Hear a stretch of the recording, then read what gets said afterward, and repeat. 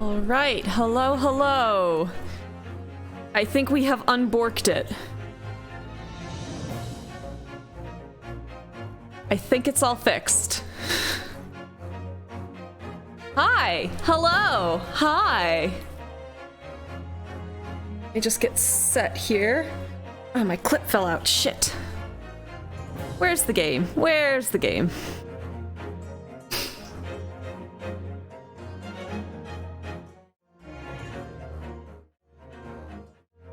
There it is! Okay, I couldn't find the window, sorry. Hi, we're back. Hello. How is everyone doing? So yeah, it says Miss Manderbot's back in the mods now, so. Okay, well, OBS is stable. My windows aren't randomly disappearing. It looks like I'm bald there. What the fuck? What's that? I don't have a bald spot. I'm 25. Okay, yeah. I don't know what we did, Azure, but I guess Miss Manderbot is back. Everyone say welcome back, Miss Manderbot. Everyone welcome back our best bot.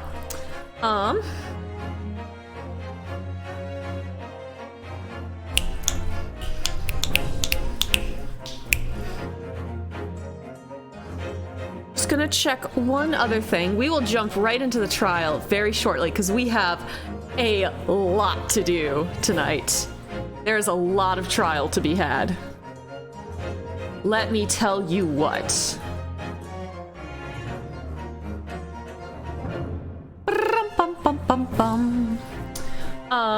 First off, I'm so sorry about the VOD thing, guys. I know I said I was gonna have the VODs up this week. Turns out I didn't verify the VOD channel. I only verified the Miss Mander channel. So you couldn't upload something more than 15 minutes. Once you're verified, you can upload something up to 12 hours, I think. So some of our 12-hour streams we won't actually be able to upload, or we'll have to do it in parts, but it's fine. It's fine. So I can start working on those right after stream. I don't want to try and upload, you know, a 7 GB video while we're streaming here, because clearly my internet can't handle that.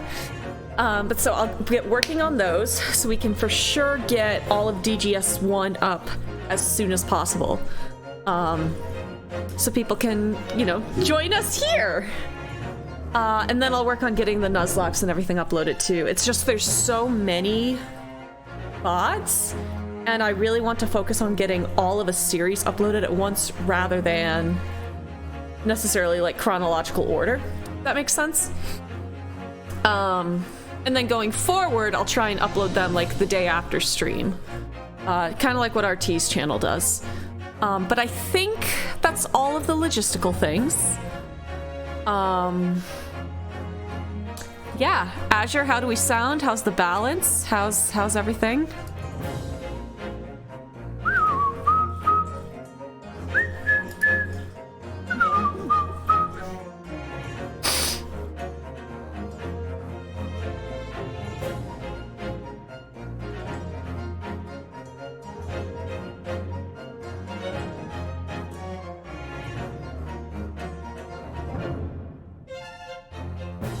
Okay, Azure's not responding, so I don't know. I'll pour myself some tea. I found that actually having tea for these streams is very helpful. And I promise I have a shirt on. It's just a white crop tank top. Cause it was really warm in here. I've been trying to clean the apartment. Clearly fruitlessly, because I feel like as soon as I clean one part, I make a bigger mess everywhere else. But so like I was just doing that right before. Hello. Hi, Haley! Hello! In fact, it's been a minute. Hi, everyone. Hello. Hi! Char! But, so Twitch doesn't TOS me for showing my scandalous shoulders. Here, I'll put a layer on. Entire last stream, bad day, but excite. Hey, everything all right, Haley? Like, don't feel like you have to be here. I was just telling, well, I guess Azure is the entirety of chat right now, but I was just telling them how I figured out why I wasn't able to upload the full VODs before now, because I hadn't verified the VOD channel. I'd only verified the main channel. So right after stream, I'm gonna start working on getting all of DGS1 uploaded, which is, I don't even know how many VODs. It's a lot, but I'll get them all up. There's a VOD channel. Yes, yes, I made it. I think there are literally no subscribers. Why did all my Google Chrome tabs disappear? Are you fucking kidding me? Are you fucking kidding me? Oh, I'm pissed now. Cool. Thanks, Google Chrome.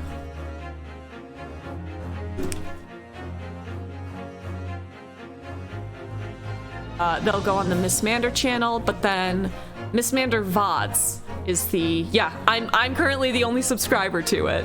But that's where I'll be uploading VODs to, and I'll make a server post and a Twitter and Twitch and bullshit post.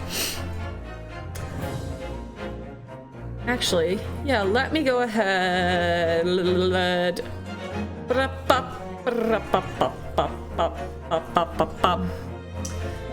Let me just post a HID on, say, quote retweet. Live now with case 2 finale.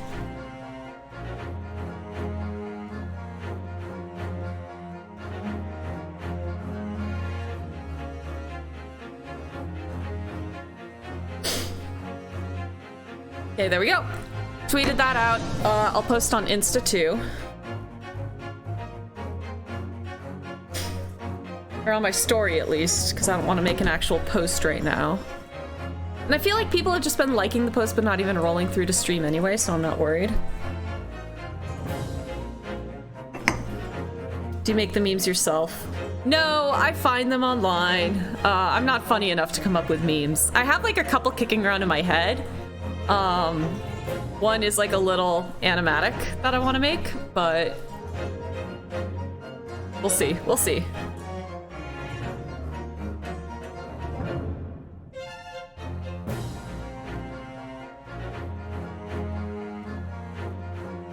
It's, do you know, everyone knows the fucking pistachio ice cream clip, right?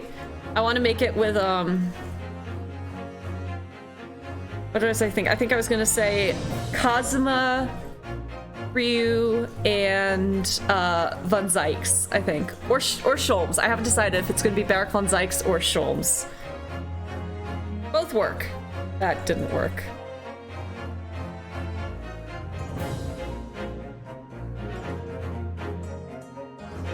That's not a real link.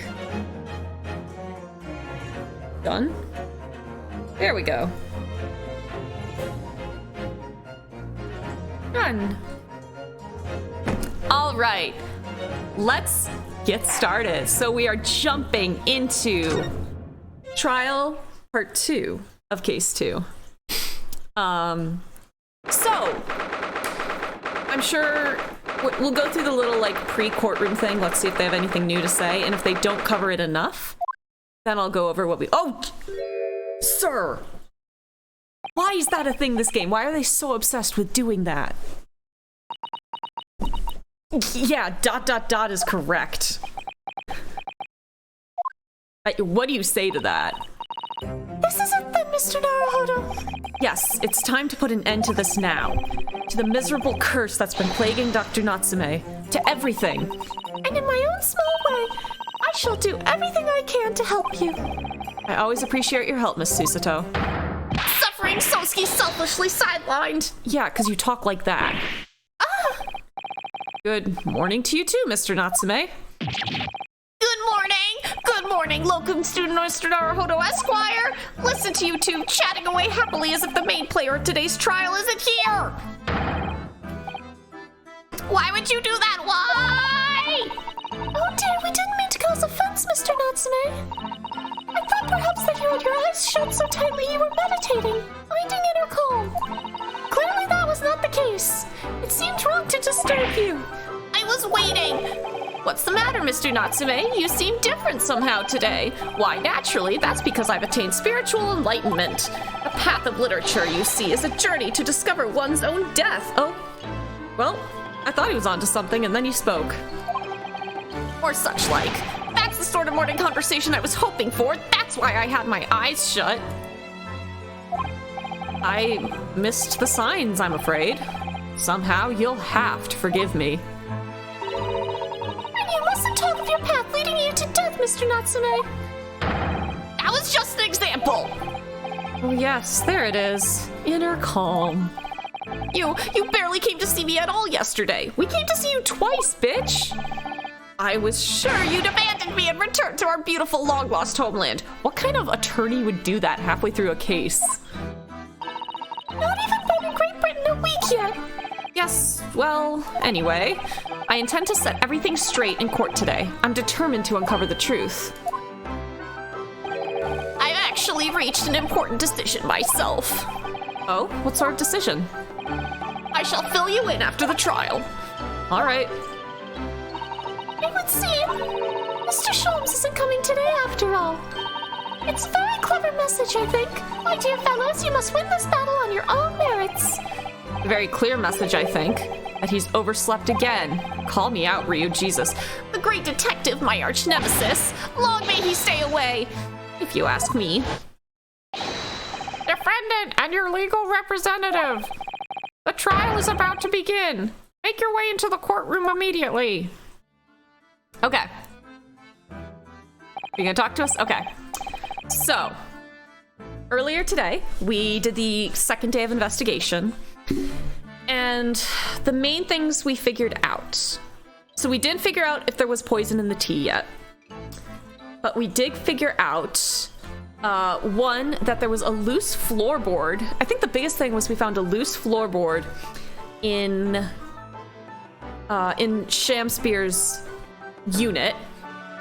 And under the floorboard were three things. There was a newspaper clipping about a convicted murderer who lived in Sosuke's apartment earlier. We found a picture of Garudeb and the young man from the photo in Miss Green's hospital room. So a photo of the two of them, and then a tin that was completely empty. Actually, I can show you. Why am I describing it like a fool? So first thing we did was we used Sholmes made a fingerprint sensor, and so we swept around the room, and there were two spots. There was the spot with the floorboard, and then this, which just looks like Shamspear's been railed up against the wall, but it'll clearly be important today. There's nothing behind the painting. There's no like secret hole or secret safe or anything. Susato checked. So that's that. I mean, I wasn't gonna say it. Yes, you were. What else does it look like? So then the second thing, okay, so we had, the first thing was this newspaper article about Selden, a criminal destined to receive the death penalty. However, he died of illness in prison while his loot remained undiscovered. So he had had a fever since the end of October, which, remember, is one of the symptoms of strychnine that we found on Wikipedia. I don't know if it'll come up here. So he lived in, he was kind of like the original tenant of Sosuke's apartment. Was convicted for burglary and murder, so off to the clink. But one of his burglaries was for like 1,000 pounds worth of jewelry and riches. So when he died, the location of all that loot went missing, as it says, remains undiscovered. So he died in prison, so now that his apartment was empty. The next day, this guy, Duncan Ross, applied and got the burglar's old room. He was living in there. A month ago, he died from gas poisoning. So at night, the gas in his room cut out, and then the room filled with gas. And so he died. And then Sosuke-san, after, like, the day after, was like, oh shit, this room's cheap, I need to live somewhere, can I have this room? And Garudeb said yes to all these guys. At the same time, so, oh, no. So that picture then is of Garudeb and his new his new tenant. Very cute. And the third thing in there was an empty tin. So I'm guessing that's probably where the poison was hidden. The interesting thing here, and I think where we get our motive from, is Shamspear, ever since the burglar died, the burglar murderer died, has been doing his absolute best to get that room. But first Garradeb gave it to Duncan, the guy who died, the bowl cut baby, and then he gave it to Sosuke-san. There was a little clip of him like, no, you don't understand. I want this room. And he's like, it's not available. All that's available is the bottom floor. And so Duncan, the guy on the right of the photo, he died from gas filling the room and suffocating, essentially. It was asphyxia.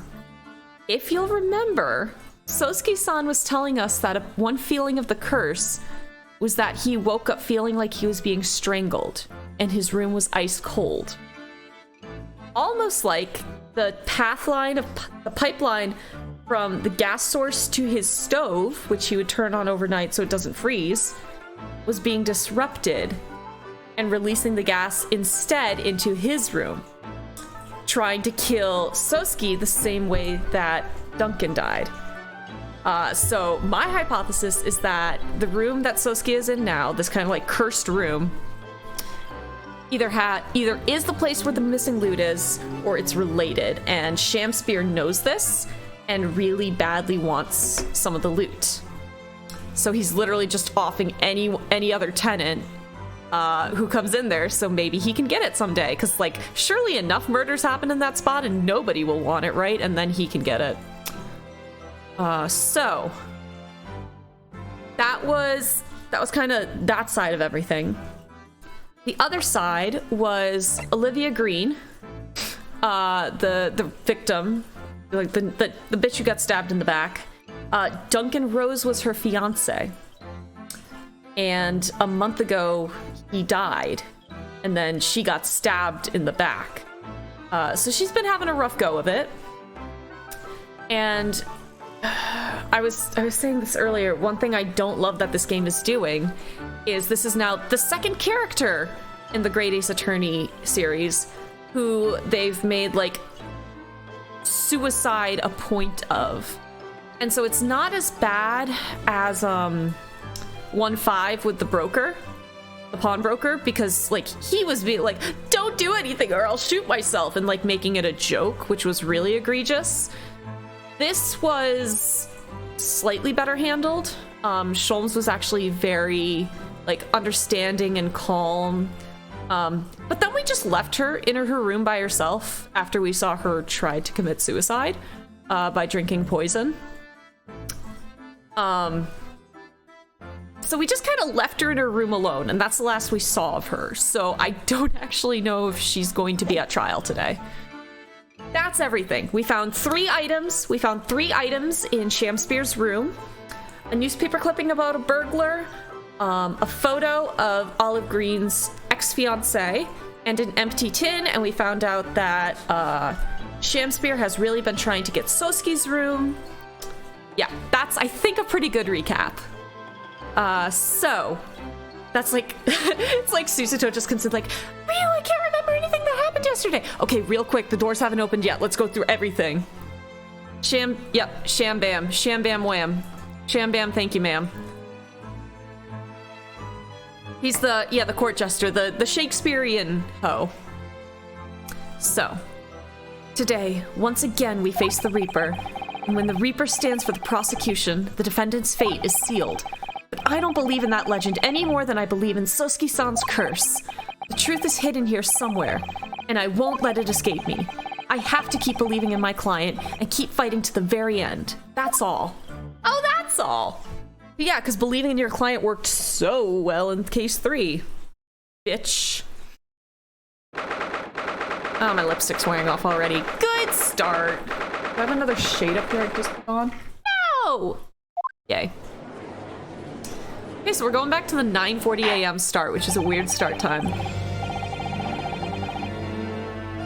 It hurt In the name of Her Majesty the Queen, I hereby declare this court to be in session. I call upon the counsels for the prosecution and defense to declare their willingness to proceed. The prosecution is ready. Yes, the defense is ready. How's the volume balance? I can't tell if the game audio is too loud for my voice. Very good. And now I call upon the 6 ladies and gentlemen of the jury chosen by law to represent the will of the people in this trial. Are you ready to proceed? Absolutely, justice will be done, you mark my words. I feel obliged to say I feel especially ruthless on days when my Pringle hat is sitting just right. So, okay, I thought he was related to this fucker. Like, am I going crazy here? No. People. Now, granted, we don't have a picture with his eyes open. Yeah, that's what I was saying. Juror number 3, I think, has some relation to Duncan, because they look way too similar for that to just be a, like, oopsie doopsie, we ran out of character designs. Oh, well, I wonder if you could adjust my hat for me, and please be as ruthless as you like. Keep it in your pants, dude. Thieves deserve to die, if you ask me, especially gas thieves. I've no sympathy for the man at all. Look, I said it yesterday and I'll say it again now. I don't have time for this. I've got my own problems. Oh, may the Lord show us all the light here and lead his flock to a righteous verdict again today. Wow, I hate all of you. Now, Lord Van Zykes, what can you tell us? I am a vampire. The prosecution's report, please, for the court. Cluttered mod view can be... Ooh, I'm sorry, Haley. In relation to the theory expounded by the defense yesterday regarding the defendant's tea. I usually just pop chat out in a separate window so it at least looks a little cleaner. So he does have the results. I have them on my laptop, I barely have to look at it. Okay. You'll remember kind of the reason we got the trial held up yesterday is we knew there was other tea present in the apartment. So even though we didn't have any from the cup, and I guess you couldn't rehydrate it from the little bits that were there, we found other teas that they could test for the poison to see if the poison was in the tea. Before the prosecution delivers the black news about the black tea belonging to the blackguard in the dock, pray allow me a moment to savor a liquid of a more sanguine hue. Everybody hold up, I gotta take a shot. In fact, I'll defer to the good detective for the report. Here's to you, Inspector. Yes, sir. Thank you, sir. As indicated by the defense, we found a bar of soap just outside the victim's window in the snow. And there was indeed a frozen reddish liquid in a little depression on the top of it. Yes, that's the tea, sis. That's what Mr. Natsume brought with him that night. Well, brains at the yard analyzed it, and yes, you're right, it was tea. And there wasn't a trace of strychnine or any other toxic substance in it. Boom, get dunked on. No poison at all! Why are you surprised? We knew that. In other words, the tea that the defendant brought with him to the victim's room is innocent. It's in the clear. What a revelation! Get fucked, bitch! As I suspected. Slam. This makes it quite clear. The defendant, Mr. Sasuke Natsume, is blameless. Oh shit. My learned friend is jumping to conclusions again. A typical Nipponese reaction. Oh, that was something else we found out yesterday. So Van Zykes here, 10 years ago, which, let me just point out, he is 30 what, you bitch, 30 what? 32, so he became a prosecutor at 22. Sensing a theme here of little young bitches becoming prosecutors. So, became a prosecutor at the age of 22, and back then, when he was 22, his closest partner, we don't know legal, romantic what, they just said partner, was a Japanese man. And clearly something has happened in that window. Because then 5 years ago, he stopped practicing at all.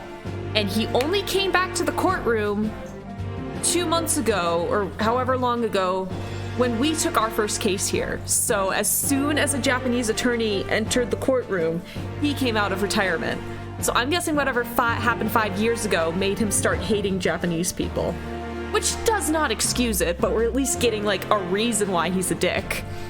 Again, I hate it because I was like, I would love for him to just be a total asshole the whole game. And we learn how to deal with it rather than, like, trying to change him because he's a piece of shit. But not the case. So, asshole has a reason, I guess. Even an asshole has 2 holes. What?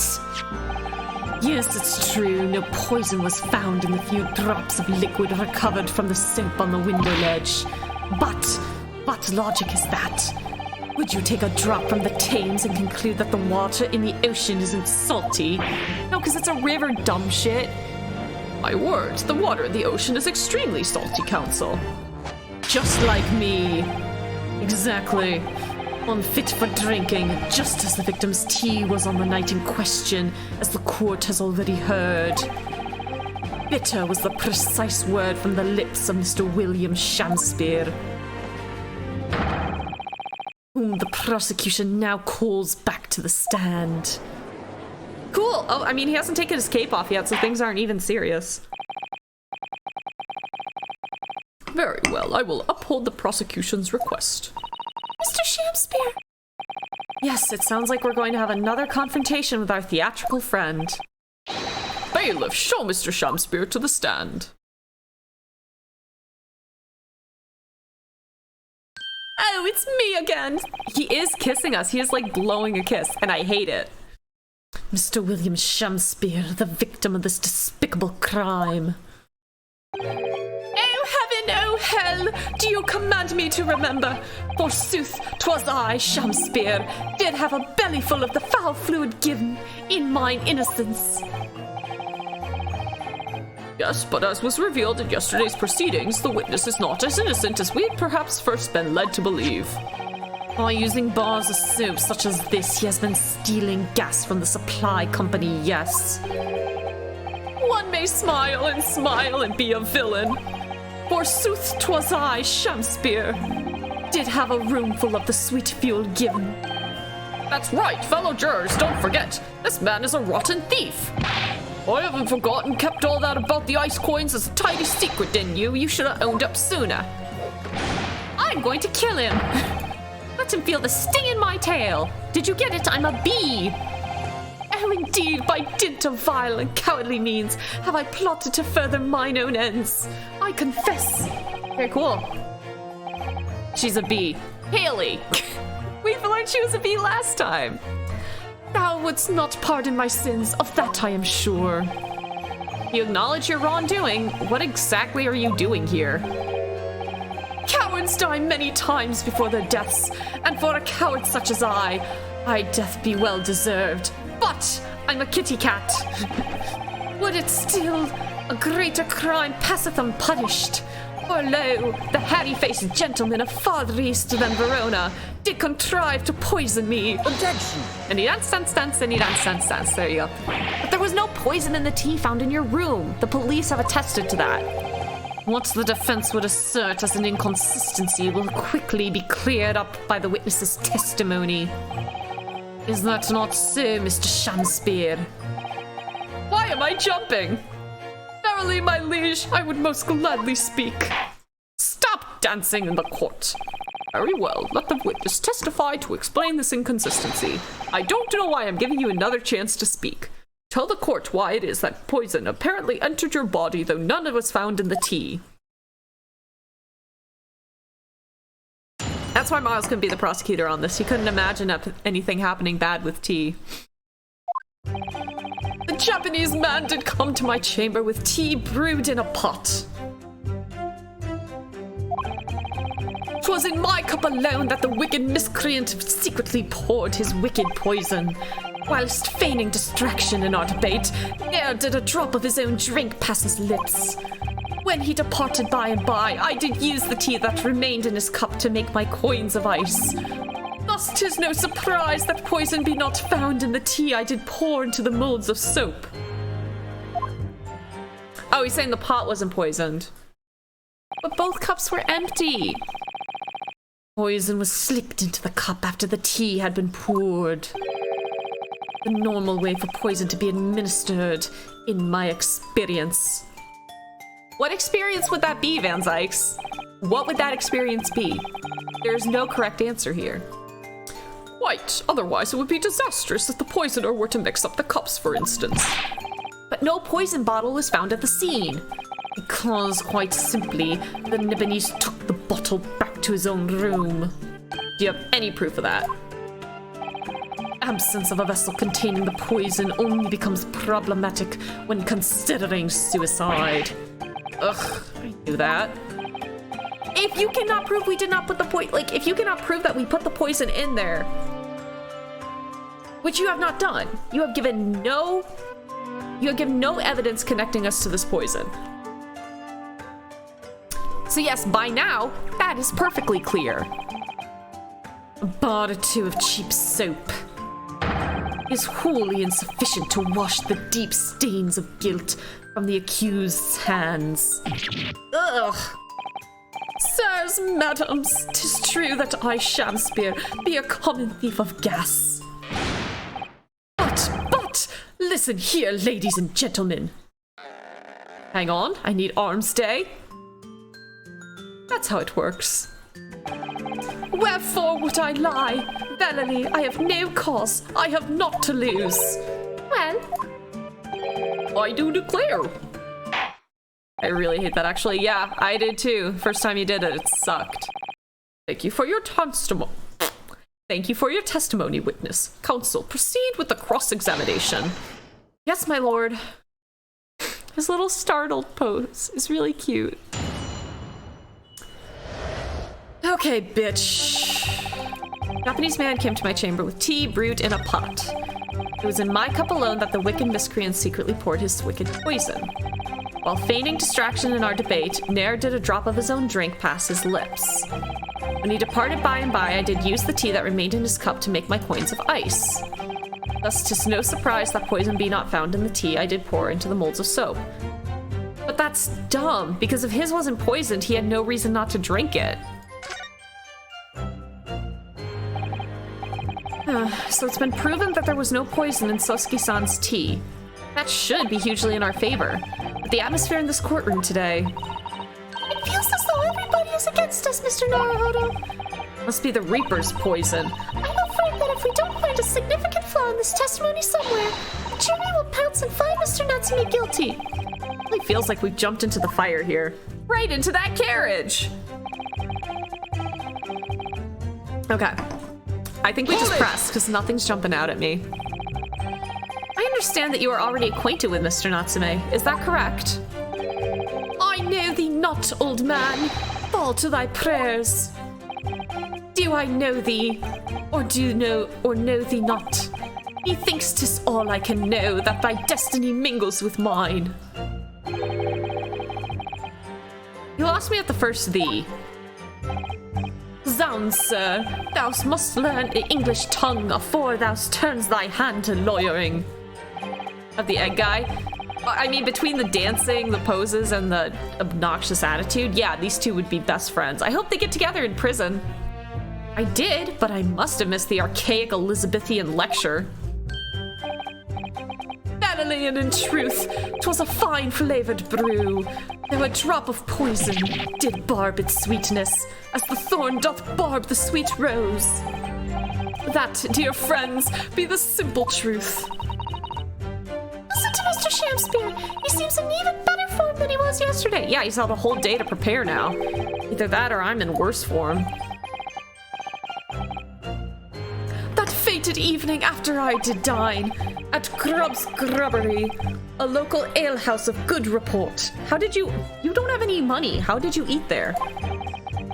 Naught did pass my lips but the tainted black tea. But behold, the poison was not in the tea at first. I hate this. Stop jumping. You're so obnoxious. It was in my cup alone that the miscreant poured his wicked poison. Do you have proof? Are you saying that you saw the moment when the poison was added to your tea? To have witnessed the act and then drank the tea? Thou dost describe the actions of a fool. Yeah, I know, that's why I'm asking you. Quite so, quite so.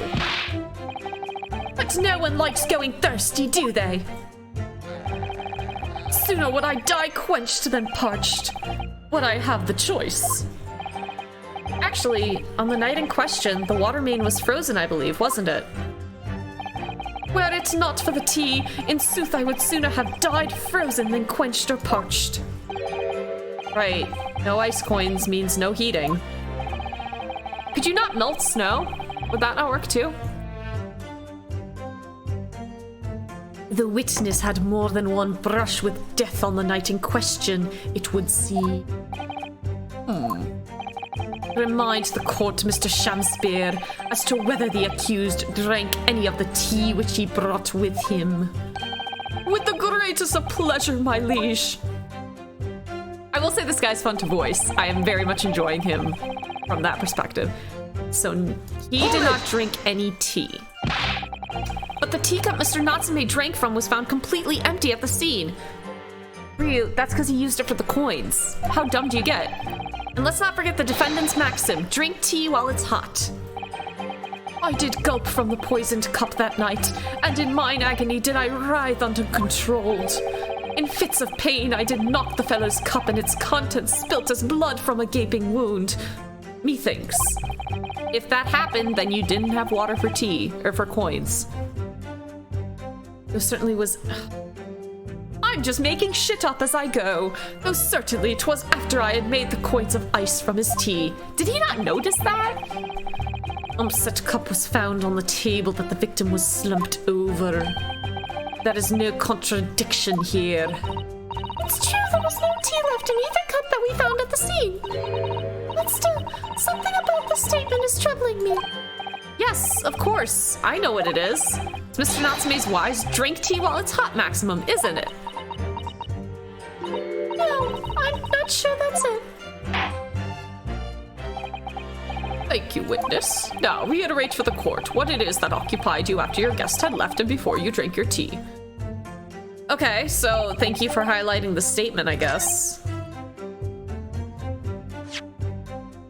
Time to look at the evidence. That's my wristband.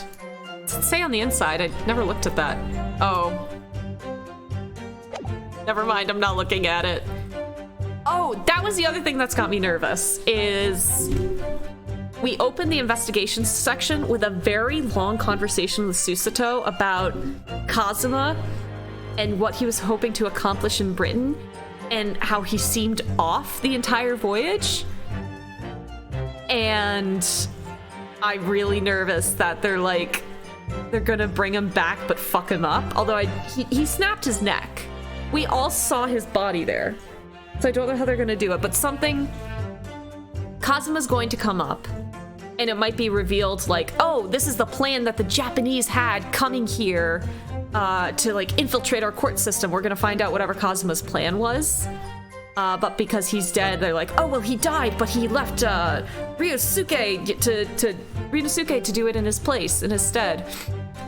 So I'm really worried about what this plan was. He snapped his neck. Yeah, so I rated someone who's playing the first game, was at the very end of case 2. And so they reiterated, I got to see Kazuma die again, 3 times. It was awful. But they specifically showed how the ballerina pushed him.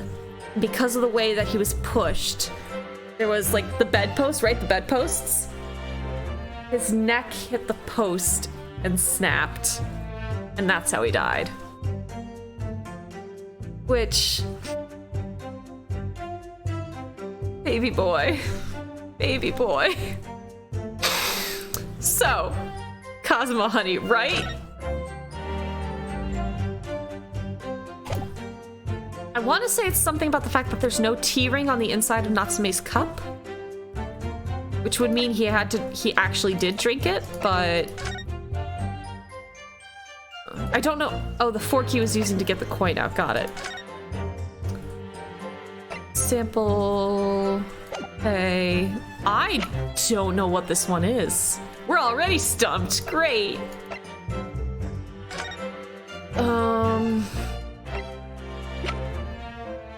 Help. Good start to the day. Good start. Oh no. I don't know why these are relevant. I don't know why these are relevant.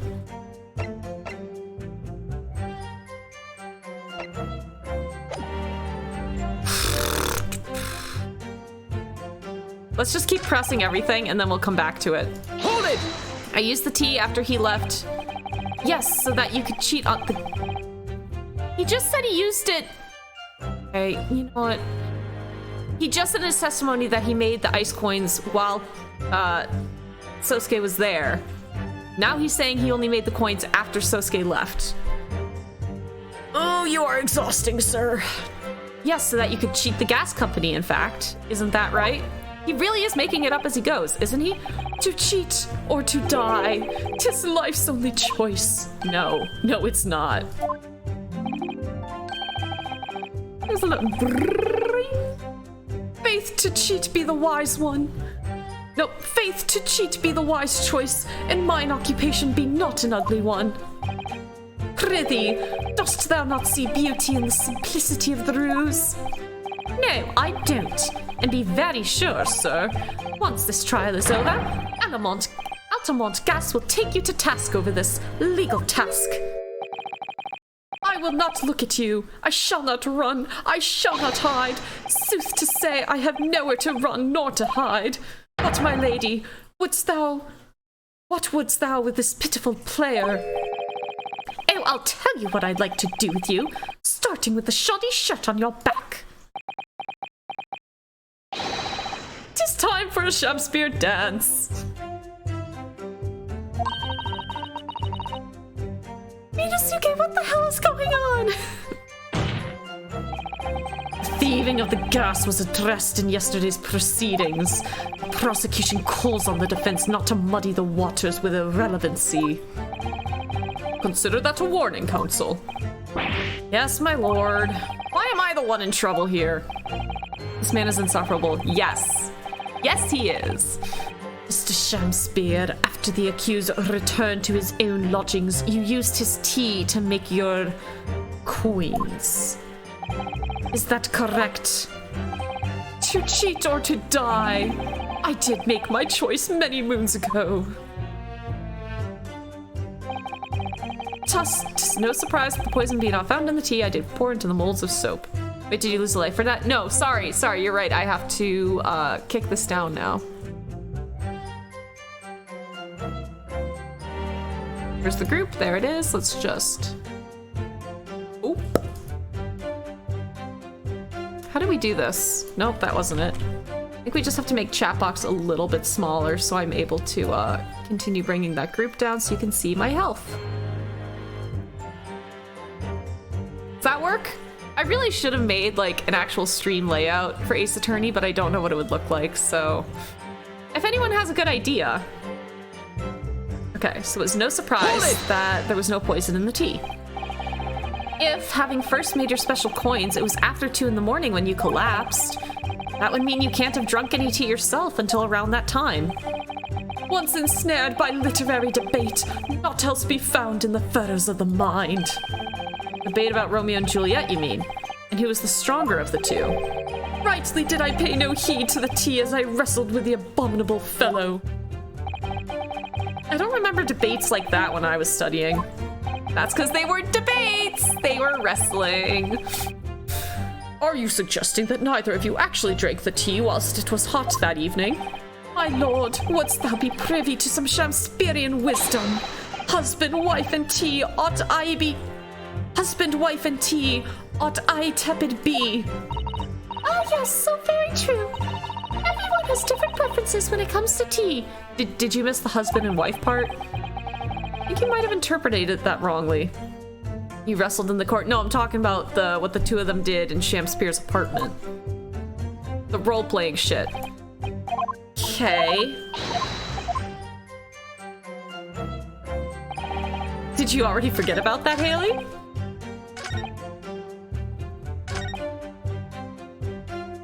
like, this is what I'm struggling with. Is like, he said two different things now. He said that he made the ice coins before, like, while Sosuke was still there, so sometime before 11. And now he's also saying that he made the ice coins after Sosuke had left. So, but we don't have any evidence, like, I can't, like, pit his two statements against each other, which would be cool.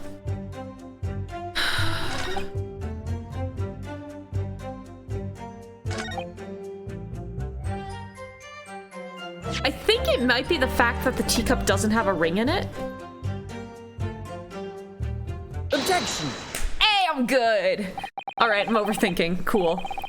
You claim that Mr. Natsume didn't drink a drop of tea on the night in question, and that you used the tea that was left in his cup to make your fake coins. But that's not possible. How, chop logic. What is this, ye darky clad fiend? The two teacups from the scene, one used by the victim and the other by the defendant, have a clear difference between them. One that represents incontrovertible proof. We're getting pursued already. Y'all already know I love this bop. It's so good. Right? God, it goes off.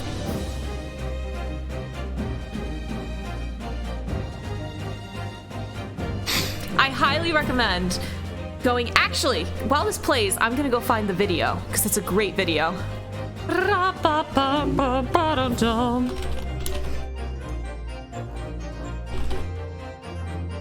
It just came out like a couple days ago.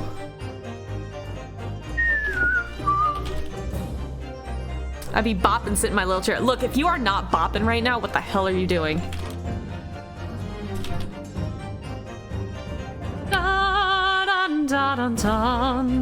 Here it is. Yes. Okay. How can I... No, I don't want to add to queue.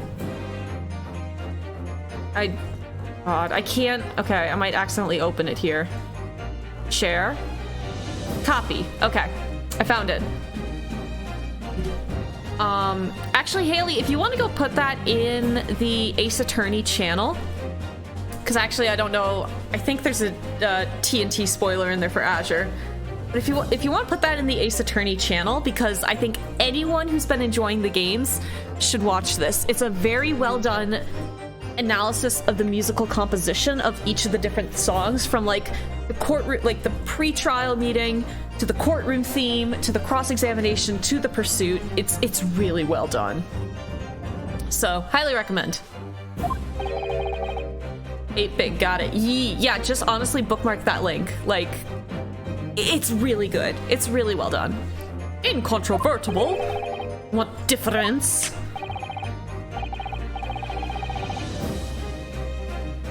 Look here at the inside of the cups. Just here, there's a clearly visible ring. Do you see how distinct that line is? That means he's testing positive for Rona. Yes, a tea ring, commonplace enough. Indeed, such stains occur all too readily when one leaves tea in the cup for a while. And yet, Mr. Natsume's cup has no such ring. Good lord, you're right. It's completely clean. And prithee, sir, what makest thou of it? What thou'st make of it? Exactly what Mr. Natsume told the court yesterday. The Japanese saying he quoted. Drink tea while it's hot. That's right, yes. The jittery Mr. Natsume was true to his usual self that night and drank his tea in no time. Good sprite, good sprite. If, as you claim in your testimony, he didn't touch a drop of his tea, a ring would have developed on the inside of his cup as well, after the several hours the tea was left standing. But, in short, Mr. Shamspear, you clearly lied to the court. Got him. Get thee to a nunnery! Objection! What do you want, bitch? Throw it, throw it, throw it. Aw. As a rule, I fill my hollowed chalice up to 7 times during any one trial. By the closing arguments, I'm positively smashed. I want to keep that information to yourself. Yeah, public servant and all. Glass number 2. Yet on occasion, tedium distracts me and I pour more times than I intended until the bottle is dry. Your drinking habits are fascinating, but irrelevant. Nobody say anything. On the contrary, they illustrate the fickleness of human memory. To William Shakespeare. Yes, my liege. There you previously stated that you made the coins of ice from the leftover tea in the accused's cup. Could it be that you were perhaps mistaken? Oh, yeah, he made it with the tea from his own cup, yep. Because you know what that proves? That it wasn't poisoned. Because we just tested it for poison. So, yes, please, you are mistaken. Eh? Could it be that, yes, perhaps there was some tea remaining in the small teapot left at the scene? He took his teapot with him, you cowardly bitch. He said that. All right, well, that doesn't count as drinking a glass, buddy. A fact that had vanished from your memory until now. We didn't find a teapot at the crime scene. Here, where's the picture? Where's the picture, bitch? Teapot? Teapot? No. You're not gonna call that thing in the corner a teapot. That is not a teapot. That is a kettle. You do not put the tea in that. That is only used for heating water. I am gonna lose my shit. Please no.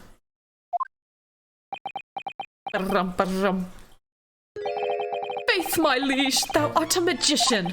Fuck. For verily, 'tis as though thou hast seen with thine own eyes that night. What? Forsooth, I was mistook. I did plan to use tea from the Japanese fellow's cup, but lo, when I looked 'twas empty, and thus did I use the dregs that festered in the teapot as my liege did suggest. Pain in your voice. I'm so done with this bitch.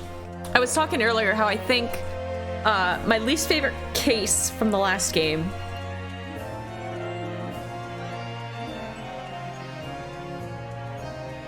it was like either 3 or 4. I really enjoyed playing 1, 2, and 5. I did not really enjoy 3 or 4, and I would still much rather play them over this case. Mainly because of this fucker. He is fun to voice, and that's it. I'm so sick of him. And you just suddenly remembered now that you made a mistake before? Are we supposed to believe that? Yeah, again, credibility. Like, at this point, can we just be like, dude, he has lied so many times. We cannot trust him. Like, why is any of this testimony admissible? Why? Objection! People's memories are imperfect, my learned friend, which is why we rely on evidence instead. Do not produce a teapot. There is no teapot you can show me that would convince me. But in any case, it makes no difference. The victim's most recent testimony tells us 2 things of note. Firstly, that the poison was put into the victim's teacup only. He did not see it happen! You can't say that! And secondly, that the spoiled cup was not the source of the insipid ice coins that have bewitched this court. The prosecution makes a fine summary of the facts. Neither of those is a fact! It is a hypothesis at best! You have nothing to support it! Should I change the stream to Mander loses her mind? Or like, just clip the entire last 10 minutes of this trial? Jesus. Here's some genius prosecutor. Edgeworth is rolling in his grave at this. Furthermore, the testimony remains valid and in full support of the established facts. In other words, Von Karma would be proud of me. Making shit up as I go. The inconsistency claimed by the defense simply does not exist. No! What does this mean, then? I do declare that means there's no issue with the gas thief's testimony. She ain't saying shit. Apart from the bit about thieving gas, obviously. My lords, ladies, and gentlemen of the jury, I do solemnly swear, after I did dine at Grubb's Grubbery Alehouse that night, naught did pass my lips but the black tea given me by the Japanese, whose back be stooped as low as death. And on what did you dine, sir? Why, I did partake of my favorites. A broth as would's be called soup, and a leaf as would's be called salad. Some call it a soup and salad bar. As insalubrious a menu as the establishment where it was served. What you gods will give us? Some thoughts to make us men. You have said that so many times, you douchebag. Willingly would I suffer what punishment to seem fit to serve a wicked thief of gas. But I pray ye wise and noble fellows, ne'er forget the simple truth. I am dabbing. This be one thing, that be one thing, and this be another. Isn't the whole point of you being here to prove yourself as a credible witness? God damn it, Haley.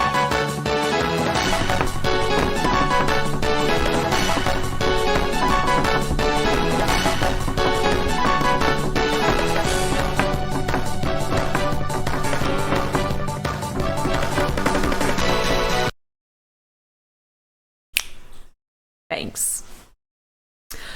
Jurors all, your humble servant Shamspeare doth entreat you, punish the Japanese fellow for his sins. My lord! My lord! If I may speak, my lord. Yes, Mr. Foreman?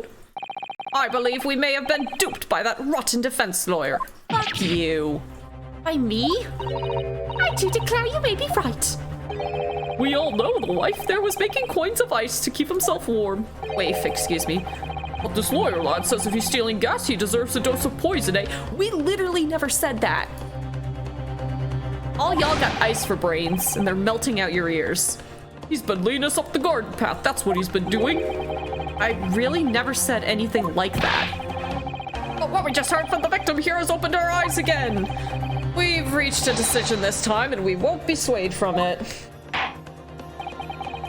The court acknowledges the position of the jury foreman, and will duly hear the jury's findings. What? No, you can't yet. We haven't even had a chance to... Ladies and gentlemen of the jury, you will state your decisions now. Guilty! Guilty. Guilty. Guilty. Guilty. Guilty.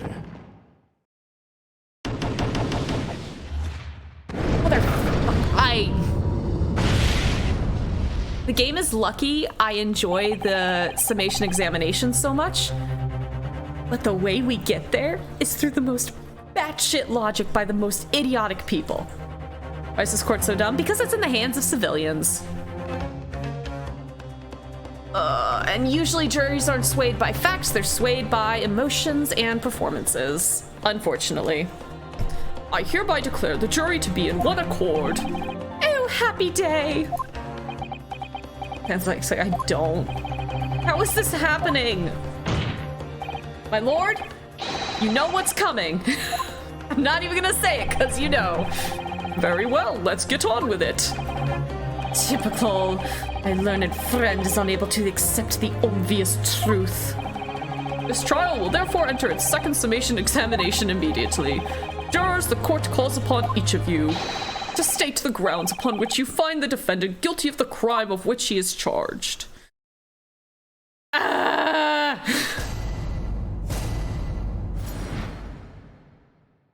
my life of suffering.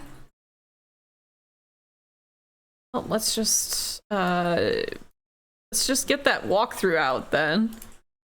Because I actually don't think there's that much left in this section. Hang on. Google Chrome. Stop being a bitch.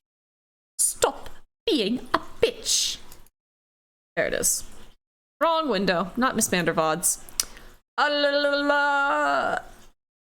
Oh my god, yeah. We are already on the last part of this section of trial part 2 of 3, so goddamn.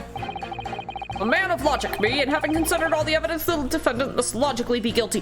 Nothing that you said is logical. I'm moving on. I do agree, but gas is far too expensive. I can quite understand why the man would want to avoid paying. Stuff explodes and it can poison you. It's absolutely lethal, gas is. All right, bitch, take him down. Gas doesn't come for free. It costs a fortune to deliver it around the city and maintain the pipes. Truth be told, the tea that my wife serves up for me is a little sketchy at times. If nothing else passed the victim's lips that night, there's no other explanation, is there? The fact that the old senile man is the only one who said anything related to the case.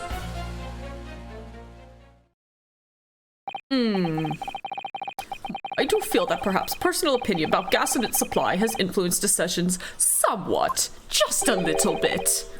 But never mind. No, you hold those fuckers in contempt. No, you really should mind. Your job is literally referee. Truth is, our counter-argument wasn't as unassailable as we'd hoped. Mr. Shamspeare was poisoned. There can be no doubt of that. Then how are we supposed to turn this around? I think we need to establish the method by which Mr. Shamspeare was actually poisoned. Our only hope is to demonstrate that to the court incontrovertibly. But that's surely almost impossible at this stage. We don't manage it though. Mr. Natsume will be found guilty. No court would find this man guilty. Delays, counsel. Proceed with summation examination. Based off of this totally unbiased witness's testimony. Oh, by the way, he's also the victim.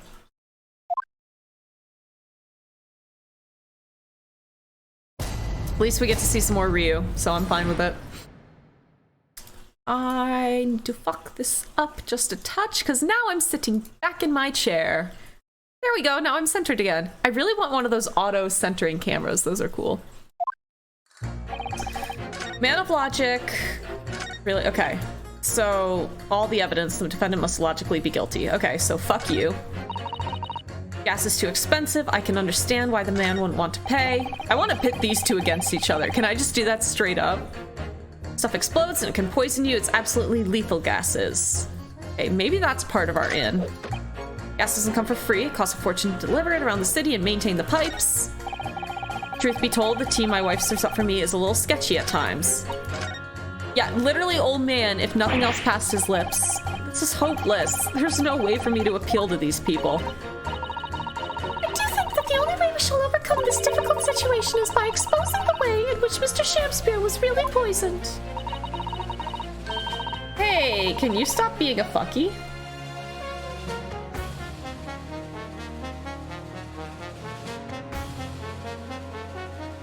Hop off, trombone. Okay. We have to prove that it happened some other way and not via Mr. Natsume's tea. Yes, I know. The trouble is, I have absolutely no idea how it did happen. Mr. Naruhodo, I wonder if perhaps there's something you might have forgotten.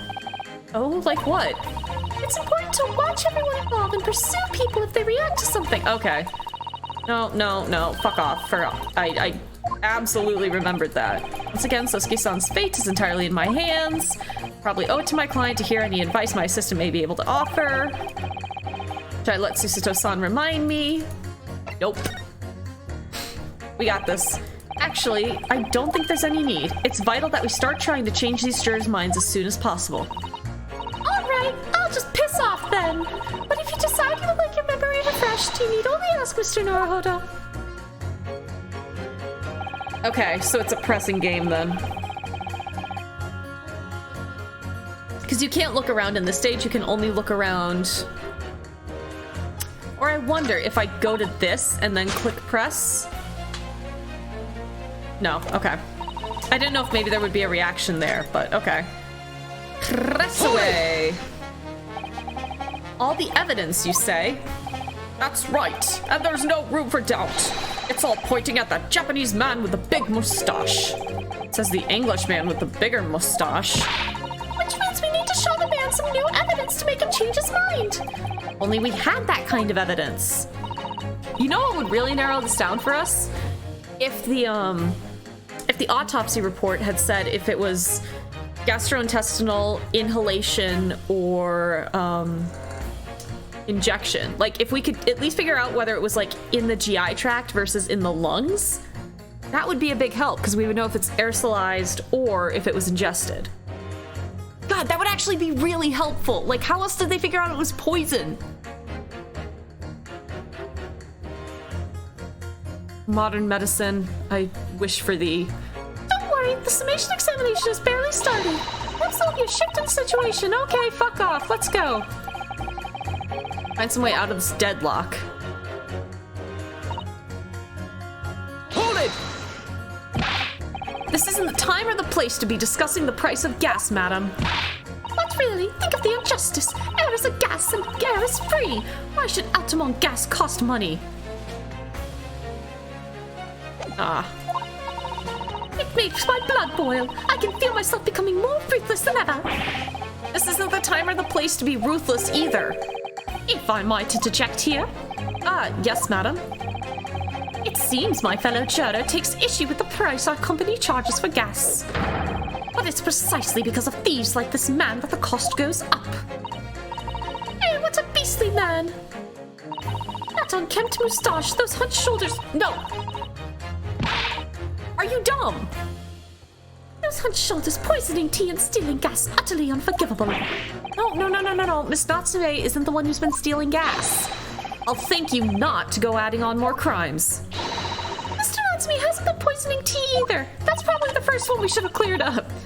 Well, anyway, I've made up my mind. It's as made up as the price of gas. Oh, you're exhausting. Stuff explodes and it can poison you. Hold it! Alright, B-Lady's gonna react to this, I think. Could we please talk about the poison rather than the gas, do you think, sir? Ryu right here is like, he's a kindergarten teacher and he's got 6 screaming children to try and corral into a line and they're all running off in different directions. Like, can we all just please stand in a line with your line partners? Well, if you like. I mean, to be honest, I'd take poison over gas every time. You'd take poison? What I mean is, poison can only poison you. It doesn't explode, does it? A Pokemon called Coughing and Wheezing would like to have a word with you. Namely the word of self-destruct. Goodness me, what are you talking about? Send him straight, please, lawyer man. Well, it's certainly true that poison is prone to exploding. But I think you'll find poison also can't light or heat up a room. Oh, you're right. I hadn't considered that at all. Was that enough to curry favor with you, ma'am? Young lawyer man. Yes? You have a good head on your shoulders. We could use someone like you as our company's legal representative. That's kind of what I thought was gonna happen. She was gonna be like, oh, you're hot and smart. Do you want to come work for us? Say his name, damn it. No, he's Japanese. Why would we say his name? Well, I wasn't expecting to pick up more business in the middle of a trial, that's for sure. Anyway, the point is, I haven't had the best experience with gas companies in the past. I'm going to stab everybody here. Hold it! Okay, so either 2 or 3 then is going to react to her. Can we please refrain from all of this talk of gas? There's an all-out attack underway here, in case you hadn't noticed, against my company's gas. And I'm supposed to sit here and take it, am I? I don't think so. She's really buzzing now. All I've heard about our wonderful fuel is explosions and poisonings. What about electricity, What about getting electrocuted? What about that? Toaster in the sink, a little explosion here and there, is nothing in comparison. Any explosion could hardly be described as nothing, madam. Nevertheless, the theft of your gas is deplorable. My point exactly, but the gas thieves aren't even the worst of our enemies. We have far more devious reprobates to contend with on a daily basis, you know. That's the end of my tea already. When's the poison gonna set in? More devious? Who, madam? Other gas companies, of course. They're gas companies? Not quite what I was expecting. We generate gas and we deliver it to our customers fair and square. Indeed, nobody is questioning that, madam. Altamont is an exemplary gas company. But there are other unscrupulous gas companies here in London that don't even have any gas at all. What? But that's not a company. If they don't have gas, how do they go about selling it to people? You wouldn't think it possible, would you? But they steal our gas, you see, and sell that. What? We are so far off track, we're in another county. They steal your gas? How on earth is such a thing possible? Gas companies like ours deliver gas to people's home via a network of pipes. Those devious reprobates secretly disconnect our pipes and divert our gas into their own rotten pipes. Then they make a contract with the household supplied by those pipes and take money for the precious gas that's rightfully ours without us even knowing. They're diverting gas into their own pipes illegally. What a brazen form of theft. When we visit customers' houses to collect the money from their meters, we always have to check whether or not one of these devious companies has been up to its tricks. What is this expression? Excuse me. Do you have something to say about that, juror number 3? I was right, it was going to be 2 or 3 that interjected. Oh golly, you mean me? I'm terribly sorry, I was just thinking to myself. Really did catch him off guard there. Thinking about what the lady next to you was saying, correct? Well, yes. I just got a little riled up about it recently, you see. Go on. An Altamont gas worker visited my house the other day to investigate the pipe work. We need to ask for your cooperation while we carry out a secret check of your property, sir, the fellow said. So I let him in, and do you know what he did? Smashed all your shit? I'm afraid I have no idea. Please tell us. He proceeded to take one of my lights off the wall. I called it with the fucking light. I told you it was gonna be the fucking light. Then he grabbed the exposed mouth of the pipe and started blowing into it. What do you think you're doing, young man? You're giving away company secrets here. Look at how hooked her nose is. You can't see that straight on. Oh, please, everybody knows, but it was very nearly the death of me, I can tell you. What do you mean? I'll explain if you don't mind. As I said before, these unscrupulous other gas companies connect their customers to our pipe network. Yes, but how does blowing into the pipes come into it? Obviously, there's gas in the pipes, and it's at a fairly low pressure. By blowing air through the pipe, you can make the pressure drop temporarily. And if you do that, any lights connected to the same pipe will flicker for a moment. Ah, I see. In other words, if upon blowing into the pipe, the lights of an adjacent property that has no contract with your company flicker, you can know that these devious scoundrels have been meddling with the pipes. Exactly, my lord. That's it in a nutshell. It's the reason why we have teams of workers going around neighborhoods to investigate which lights flicker. The trouble is, the particular worker who came to my house didn't know the strength of his own breath. He blew down the pipe with all his might, and you can guess what happened, can't you? Well, if he blew hard, then... Wait, you mean... That's right, the lights didn't just flicker, they went out, along with the stove. Gas started pouring into the house. Oh shit. What a disaster. The gas supply must have been interrupted briefly because the man blew too hard, so the flames went out. I'm afraid I yelled at the fellow. Are you trying to kill us all? I said.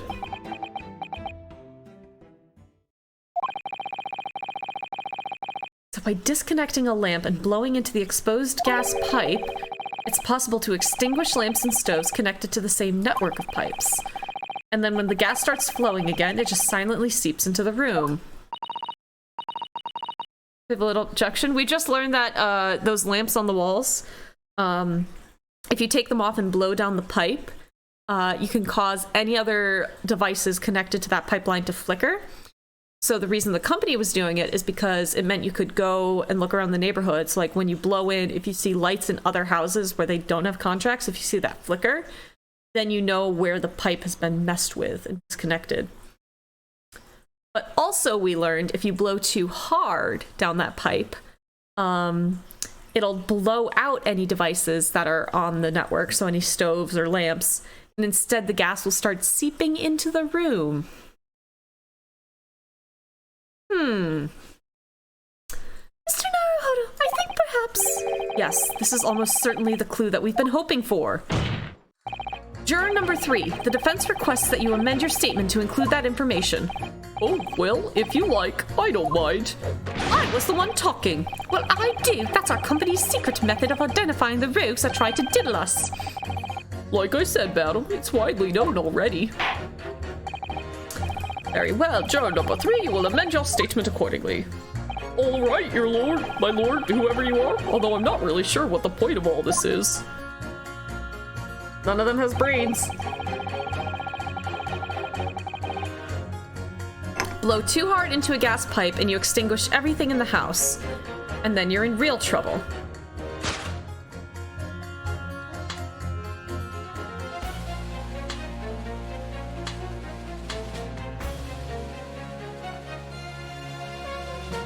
It might be this. It might be this connection. Be like, there was something else that passed his lips.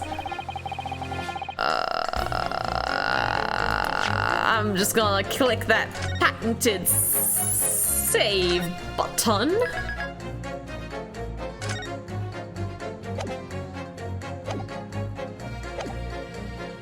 I'm gonna pit you against...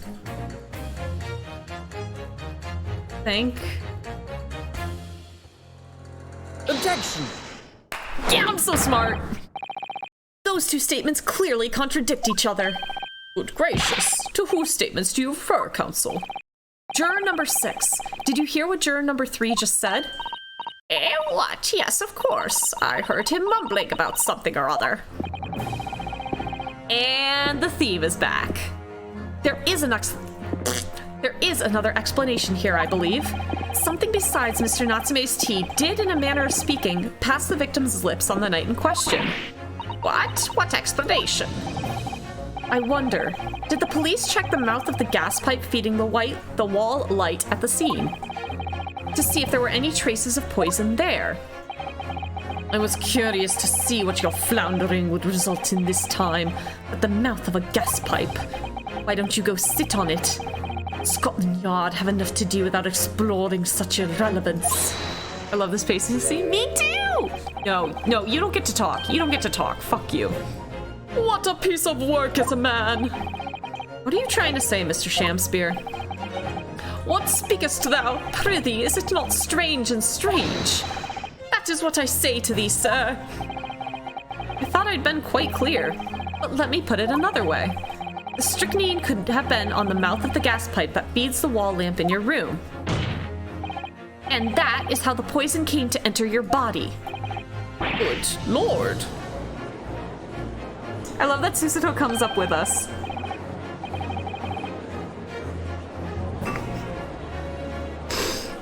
I almost spat out my tea. Are they tasty then, gas pipes? Is that what he's saying? Or is the gentleman suggesting that the poor man was so desperately hungry he tried to fill his belly with gas? No. Someone else blew it out and cut his so then it aerosolized.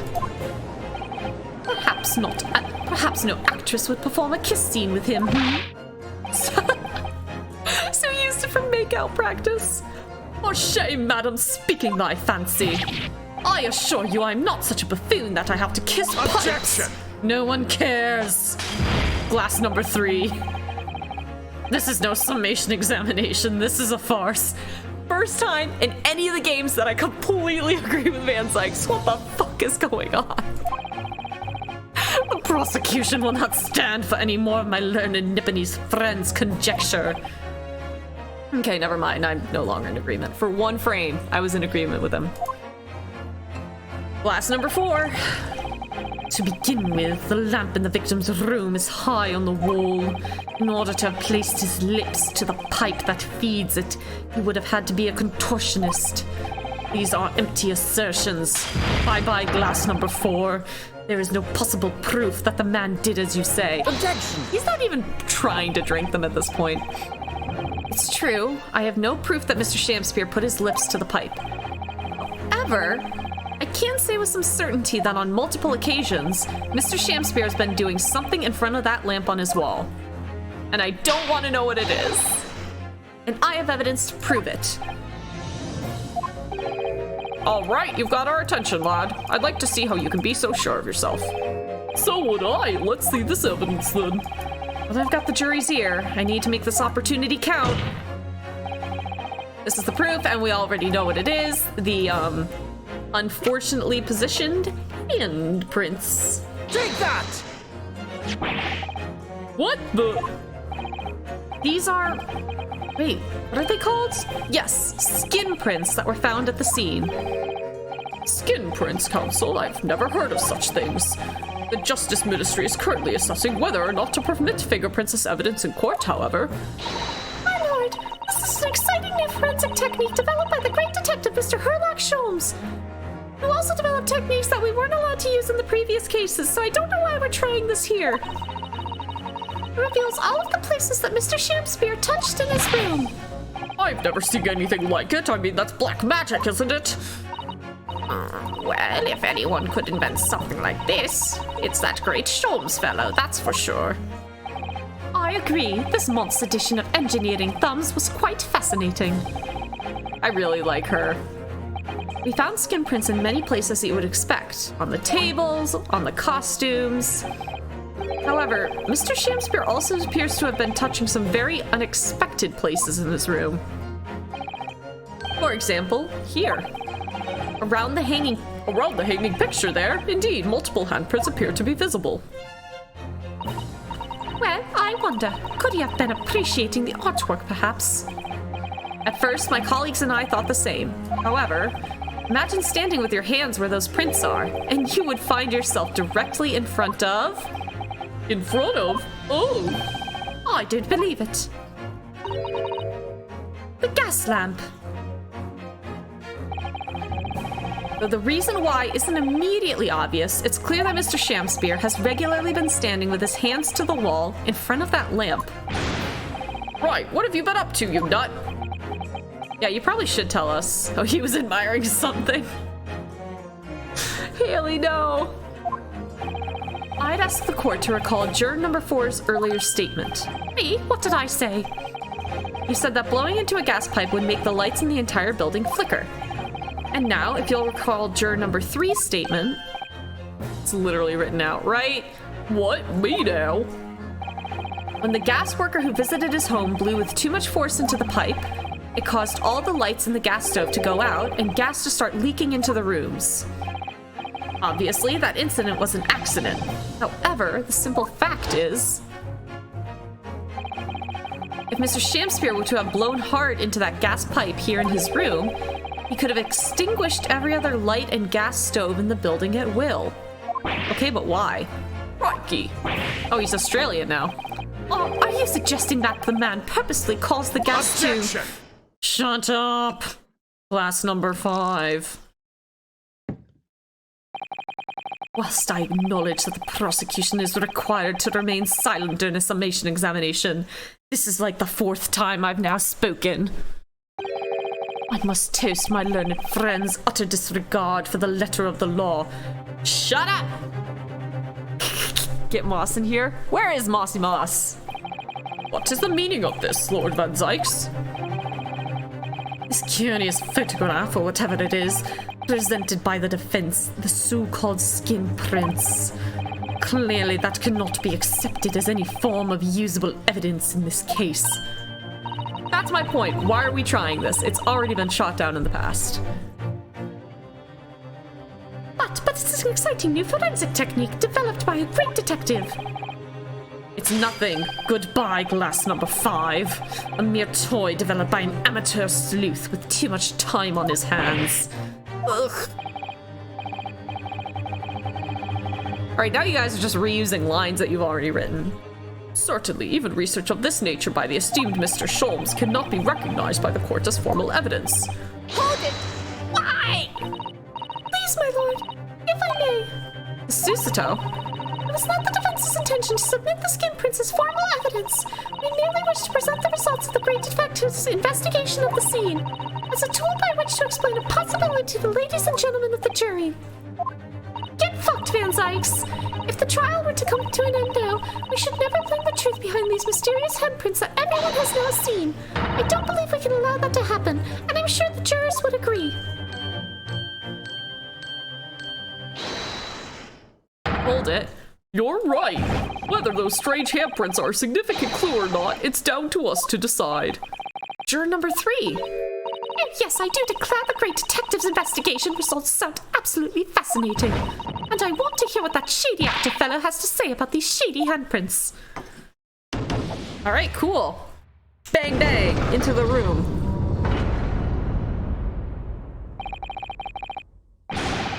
What's the matter with you two? That was foolhardy. Well, I did say it, didn't I? And I don't like to break a promise. No, wait! You heard his lordship. It's not fair dinkum evidence. Dinkum? Lazy dab. Oh, well done, Mr. Naruhodo. No, that was literally you. You're the one who did that. If just one more juror changes his or her mind, Mr. Natsume's trial will have to continue. Thank you, Miss Susato. I couldn't have done it without you. I literally didn't even say that. Oh no, it was you who identified the clue after all. This is very much your success. Man, don't look at me with those eyes. Why, Mr. Shamspear, you seem to be losing your composure. Just one more juror, Mr. Naruhodo. You can do it! I thought juror number 4 would be on board with us too, but I guess not. Very well. Continue, counsel.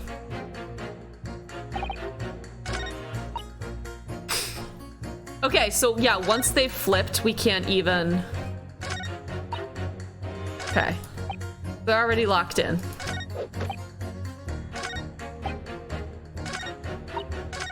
Oops. Okay, I don't know who our third one to convince is, though.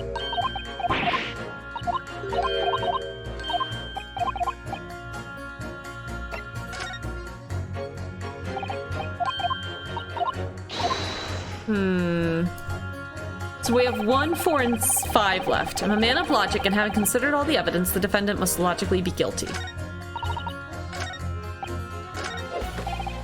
I don't understand why she hasn't flipped. We've given her every reason, but okay, let's try juror number 1 again. Hold it! All the evidence, you say? That's right, and there's no room for doubt. It's all pointing at that Japanese man with the big moustache. Says the Englishman with a bigger moustache. Why can't I click through this again? But the defense just... Okay. But the defense just demonstrated another possible explanation for the events on the night in question. What do you make of that? What, your so-called skin prints? It's an exciting new forensic investigation technique developed by the great detective himself. Numerous handprints on the wall are clearly out of the ordinary. And if Mr. Shamspear had indeed put his mouth to the gas pipe on the night in question, it can't be denied that there's a possibility that's where the poison was. Well, yes, I won't deny that it's playing on my mind. But as the prosecution rightly says, Make eye contact with us, you coward. we should pay no heed to unacceptable forms of evidence. And besides, Yes? even if the fellow had been up to some mischief with the gas pipe dozens of times before, it doesn't mean he got up to the same shenanigans on the night in question, does it? Oh. If you can't make your case better than that, I'm afraid I can't change my stance. You do make a... No, bitch, no. No, don't. Are you fucking kidding me? Is she gonna switch back? No, are you...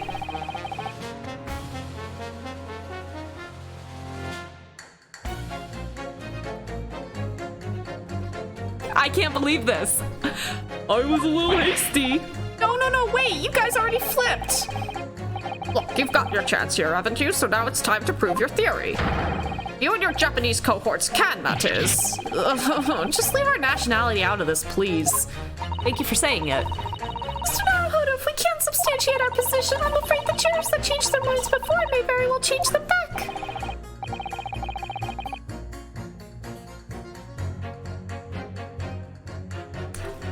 Can I do? Is there any more proof I can give here? Can I show that Mr. Shamspear really did blow down the gas pipe on the night in question?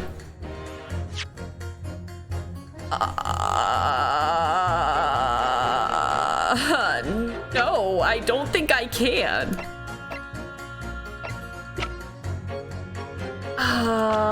Testimony?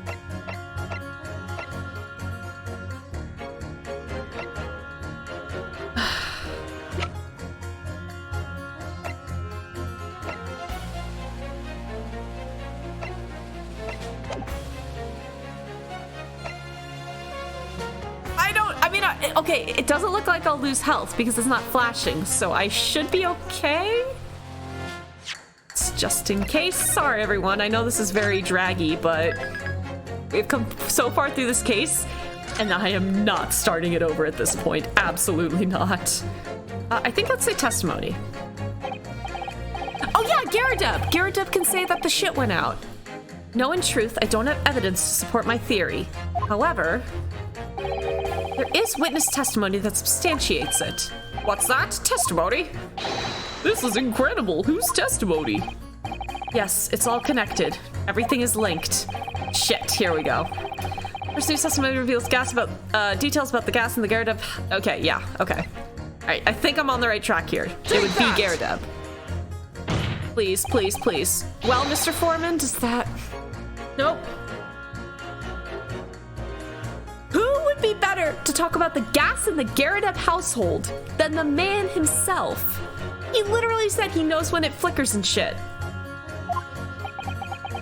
Does that convince you? Phew, I don't think he was listening. Rest assured, counsel, I shan't let nonsensical answers go without penalty. How's that nonsensical? Thought I got away with it. The witness who spoke about the gas on the night in question. Yes, there was someone. Oh, the other bitch. I obviously chose the wrong person. Obviously. Obviously. No, you didn't. Okay. Hold it! Let's fast forward.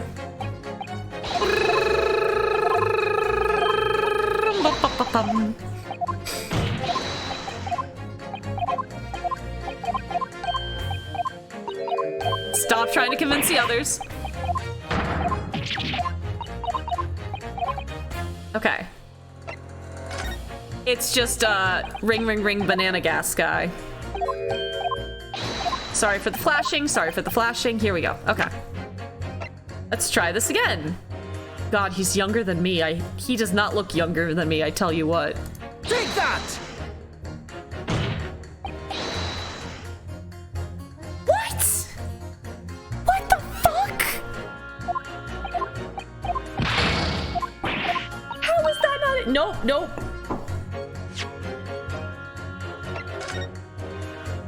I don't think I should have lost those. I don't think I should have lost those two. Both of those are completely reasonable. Okay, well, I don't think we can present...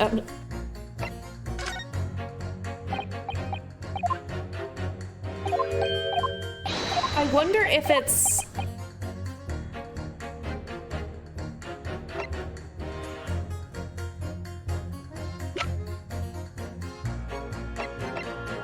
the dead guy. Is it Sosuke? Is it... I don't know.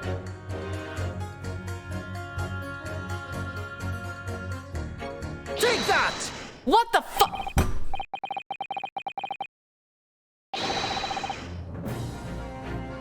I'm not reading it.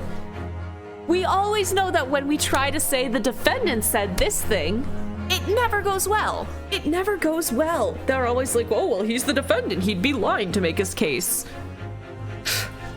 And I was thinking, oh, silly me. Let me go with a completely unrelated third party who is just observing the entire time. Nope. Nope. Frick you, game. Anyway, obviously, I'm talking about the defendant, Mr. Sosuke Natsume himself. The defendant? At the very beginning of the proceedings here in court today, Mr. Natsume said the following. My lodgings! There's been a whole series of strange happenings in my lodgings! Oh, about the gas that went out. Look, I guess. But shouldn't that have killed... That should have killed Garadeb too, then. Even on that fateful night, it happened when I returned from Mr. Shamspeare's room. I lit my gas stove and climbed into bed, but before long, the stove went out, and somebody tried to kill me! On the night in question, the gas in the defendant's room went out. So I asked the court, was that a mere coincidence or not? Good golly! So that Shamspeare fellow blew air into the gas pipe to make the man's stove go out on purpose. Now hold your horses there. What would he do that for? I don't like this face. Mr. Foreman! What is it, man? We cannot allow judgment to be passed while this doubt remains. It's true that I don't have conclusive evidence yet, That's not my fucking job. That's the job of the prosecution. However, you must surely agree there is more to this case than meets the eye. Arr! Slam your stupid head on it, slam your stupid head on it. Fair enough. Like I said at the outset, I'm a man of logic, first and foremost. Okay, cool. Still don't understand why B-Lady isn't on our side, but whatever. That's 4 jurors leaning towards not guilty, my lord. We've overturned the decision. Therefore, the defense calls for the trial to continue. Hey, where's your wine now, Van Zykes? What, he smashed 5 glasses now for keeping track? As the defense has rightfully indicated, the summation examination has concluded with the majority of jurors altering their decisions. 2 jury members now called guilty, 4 now called not guilty.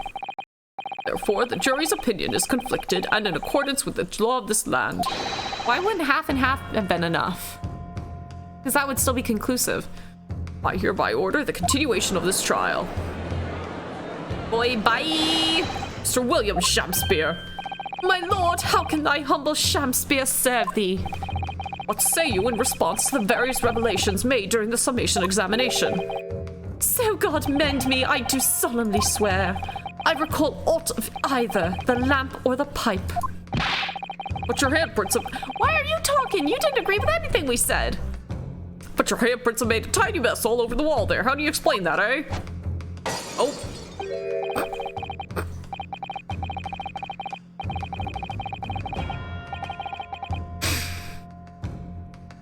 I don't know if we count that as wine or not. I am done with this. The dignity of this great courtroom has been sullied enough already. Juror number 5. Who, me? Oh, no, that's juror number 3. Whoops. As I went to some pains to point out already, a print from the self-professed detective's toy has no place in a British court of law. You bitches, no, don't do it.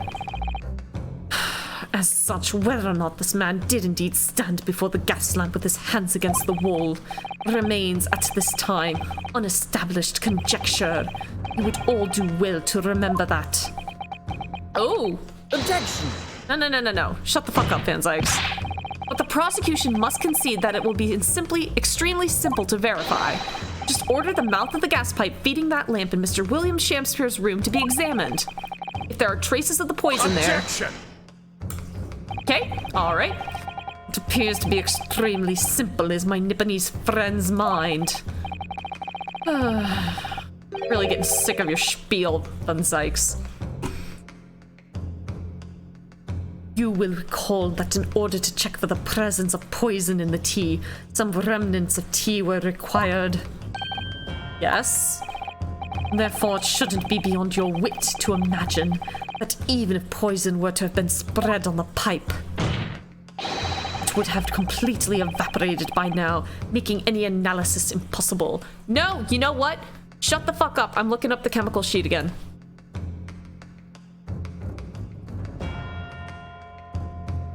I don't think it's an evaporative. I'm pretty sure it's a crystalline structure.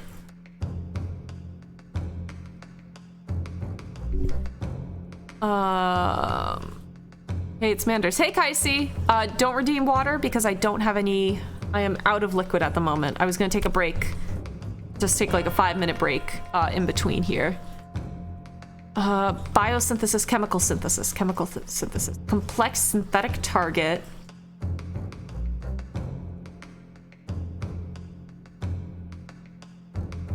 It's a crystalline alkaloid, so it wouldn't evaporate, you dumbass. Or like, if it's mixed in with water, the water would evaporate, but the shit would still be...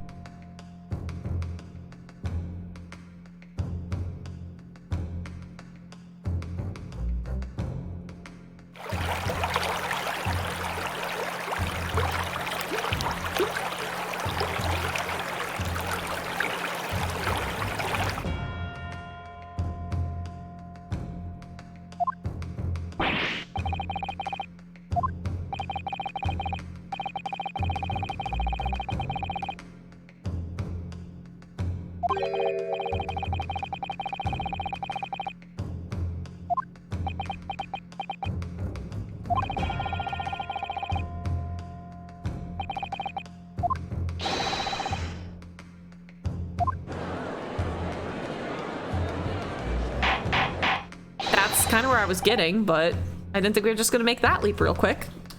Order, council. Precisely whose life do you propose this man was plotting to end? Here we go. The answer couldn't be simpler. Now we've unraveled the mystery this far. Mr. Shamspear wanted to end the life of a client. Take that! If a gas lamp were to go out, it would be noticed immediately, of course. But a gas stove, on the other hand, could be silently extinguished by the killer without anyone noticing. I live around these parts myself, so I know what it's like. I can tell you, trying to sleep without the stove lit is pretty much suicide. You freeze to death in no time. I can't tell him apart from the judge. Sorry, voices are hard. Mr. Garadub, the landlord, has a large fireplace in his part of the residence on the top floor. Okay. I get it then. In other words, it wasn't the landlord, but a fellow lodger whose life Mr. Shamspear was trying to end. Outrageous. I'm talking, of course, about the defendant. Are you drinking water? I was drinking tea and I finished it, but we're almost at the end of this trial section. So it's a two-part trial today. It's the last section, so we're right at the end of the first part. We'll take a quick break and then we'll finish the trial right after. Mr. Natsume isn't the villain in this case. Racism is.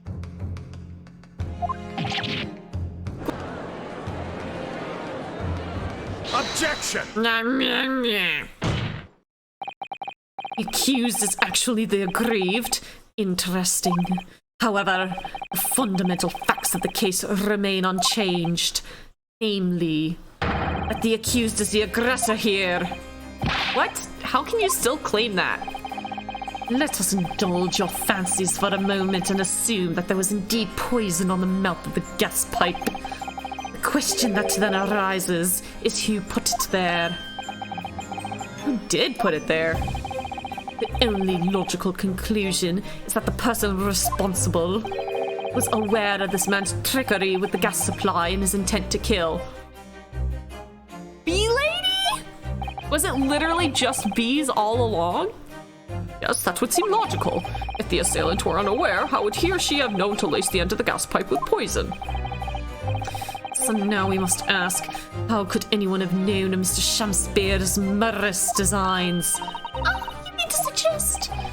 Naturally, the sole possible answer to that question couldn't be more obvious. Only the man whose life was being threatened could possibly have known. What? In other words, the person who put the poison on the gas pipe in what was a clear retaliatory attack can only have been the accused, Mr. Sasuke Natsume. Oops. No, please don't do it. Whatever Mr. William Shamspear may or may not have contrived to do, he was nevertheless the victim of a potentially lethal poison attack. And the only person who could possibly have perpetrated that attack is the accused Mr. Natsume. No. The defense counsel's theorizing has failed to avert suspicion from the accused. Far from it. In fact, now that a clear motive for the poisoning has been successfully established, that suspicion is greater than ever. Would you not agree, my Nipponese friend? Headshot? Boom, headshot. That is literally not... Am I not even allowed to point the finger at someone else? How did he manage to turn that around on me so rapidly? Because he's a moron, okay? Very well change their leanings against us again. Wish I could check in more, but you're streaming at the same time as WAN show? I don't know what the fuck that is. This may be our last chance to gain the advantage. You're missing the end of this case, Azure. Like, shit's hitting the wall. Shit other than my head, apparently. What advantage? Well, it would seem that somebody put poison on the gas pipe in Mr. Shamspear's room. So we must name that person now and absolve Mr. Natsume of guilt. I don't know what WAN is. I'm sorry. You mean, name the true culprit? Yeah, that's what I was saying. Don't let him headshot us. Just be like, okay, cool, I've got a name for you. Suck on this. I know it might sound impossible, but if we fail to do that, I have no doubt that Mr. Natsume's fate will be sealed once and for all. As it happens, one possible culprit does come to mind. Evidence, the poison. It's all pointing to a particular person now. Prosecution calls for the jury to consider their leanings again. You ain't proved shit beyond a reasonable doubt, bitch ass.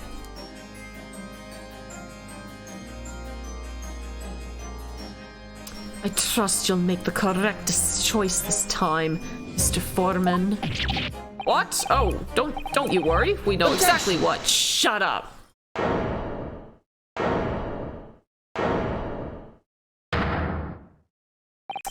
Oh boy. There is one other person who I believe could have been involved in all of this. It's me! The true culprit of this crime. The true culprit? Term found only in second-rate novels featuring third-rate great detectives, my Nipponese friend. But why not? This farce has gone on for so long already, I see no reason to cut it short before its disappointing climax. Thank you. Shut up. Tell us, my learned Nipponese friend, what is your latest theory? Who is the so-called true culprit of this crime?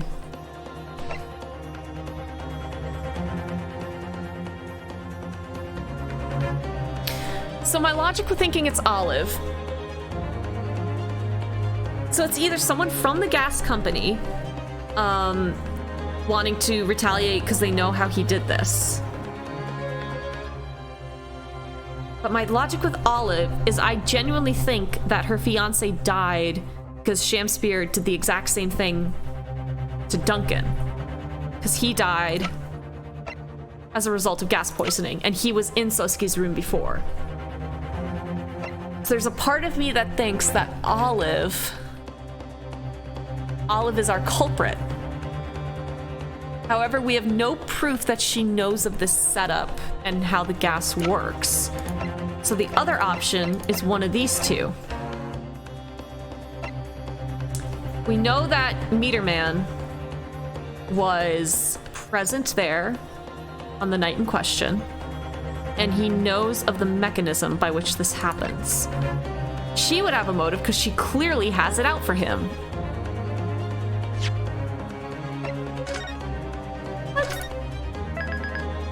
This seems like a good idea. I'm gonna go with my crack shot idea first. Take that! The name of the person responsible for the poison that afflicted Mr. Shamspear is, I believe, Miss Olive Green. Who's the ace attorney? Who's the ace attorney? It's not me, don't worry. Miss Olive Green? Miss Olive Green? I do feel as though I've heard that name in the recent past, Counsel, but I don't recall where. Miss Olive Green, the woman from 6 days ago. Yes! The victim in the recent stabbing on Briar Road. Incident for which Mr. Natsume was arrested, I hasten to add. Yeah, but we proved he didn't do it, so shut up. Oh, of course, yes, Miss Green. She was left comatose for some 3 days, I believe, but I hear she regained consciousness 2 days ago. What reference is Briar Road? Yes, you have. This is the map of where all that shit took place, remember? So this was where Natsume bought his books. And then he came down this way and was present when Miss Green got stabbed at the Red X. Shit, that's something I meant to mention, is we learned in investigation that her fiance died, and then she got a note about a week ago saying, meet me at Briar Road to learn information about your fiance's death. If you tell anybody about it, you'll be sorry, essentially. So she got a note summoning her to this exact spot, which is right next to Natsume's lodging, which is also right next to Shamspear's. So I think Shamspear killed her fiance to try and get the room. That wasn't successful. He thought that Olive was snooping around, and he's like, I need to off the other fiance. I need to off both of them. So he called her there so he could throw a knife at her, stab her, and then all he had to get rid of was Mr. Soski. Right? That checks out. That seems mildly possible, right? I don't know why we still have your books. But okay. Okay, that's what I'm going with at the moment. That's my theory. My game theory. I'm a shello. She regained consciousness 2 days ago, and I hardly need to remind the court that Mr. Shamspear's poisoning took place 3 days ago. Given that the woman was lying comatose in a hospital bed at the time, she appears to have a rather fine alibi. How'd the poison get into you, by the way? It wasn't. It was on the gas pipe,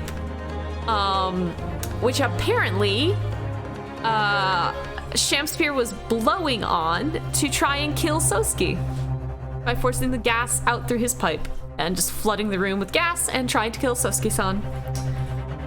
Shit. True. On the night that the incident occurred, Miss Green was in the hospital, unconscious, but she just put the poison there way in advance. It's a solid. It's fine. My guess was wrong. At least that's what I'm going with. This is what I'm going with. But I did call this at like 2 o'clock today. Got the water thing.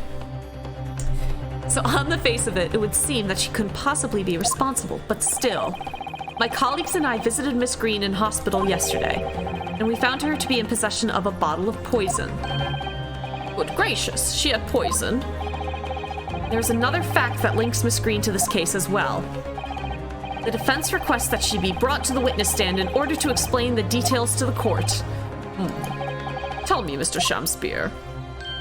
Ah, my lord, pray what be thy bidding? You acquainted with Miss Green? Eh? No, never heard of her. Judging by the look on Mr. Shamspear's face, I think perhaps he genuinely doesn't know her. At least, not by name. Okay, then he didn't send the note. As the voice of Her Majesty's prosecution here, I adhere to my word. Gotta go, sorry. Okay, bye, Haley. We will see my learned Nipponese friend's farce through to its conclusion. I appreciate that. The prosecution requests a short recess, my lord, in order to let Mander brew some more tea and to subpoena the witness to bring her here.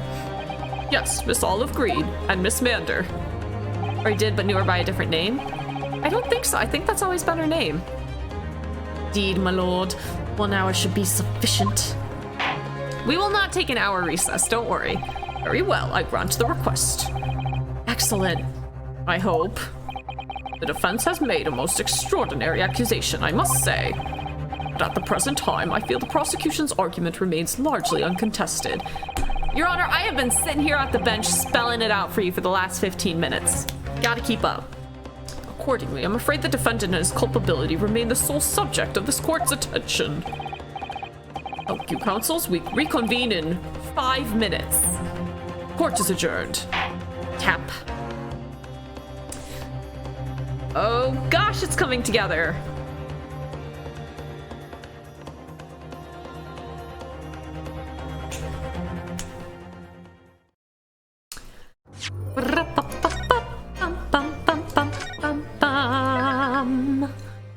Okay. I'm gonna get back just so there's music playing, but we are gonna real quick take, because we've been live, we've been live for 2 hours now. So I can feel my voice starting to go a bit. I just need to make more tea and we'll be fine. Defendant's chamber. Okay, we have music, great. So I need to go make another pot of hopefully poisoned tea. Joke. So this is a great chance if you guys want to go get water, go get snacks, use the little bitch's room to take a tinkle. Do what you gotta do. I'm gonna switch over to our loading screen, and I'll set a timer for 5 minutes. So if you want, just like have the stream open on your phone, or just set a timer for 5 minutes now to pop on back in here. Because I think we finally have the murderer on her way here. Not that she had not... Let's be clear, she is totally justified in killing this bitch because I hate him. But she is still a potential murderer, so... You know what? She's murdering someone who's already killed 2 guys, though. Well, at least 1. We don't know if she killed the criminal. Anyway, let's switch over here. Let me get Snaz open. Snazzy. Ba-da-dun dun dun dun dun bum bum bum bum bum bum bum.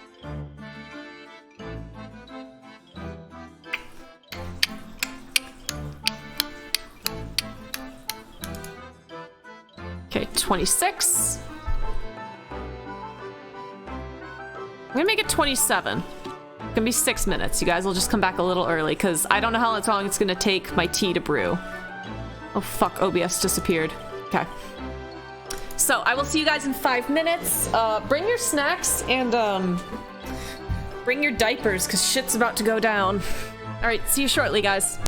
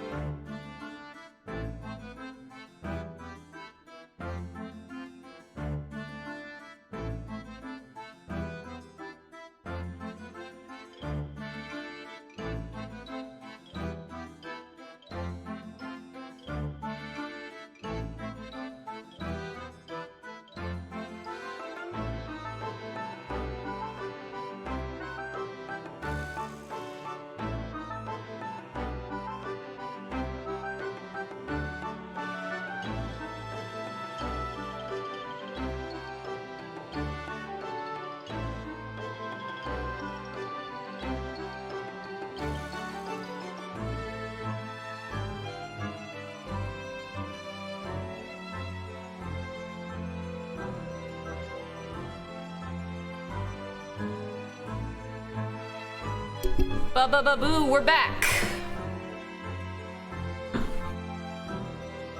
Oh, we lost peeps. Here, I hope the final went well. I can't remember. She said what grade she got. I think she did okay. Okay, I have a new pot of tea.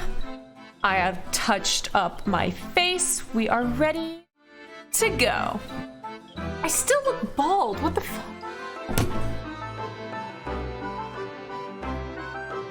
You can see I'm very much not bald. I have plenty of hair. What the hell, man?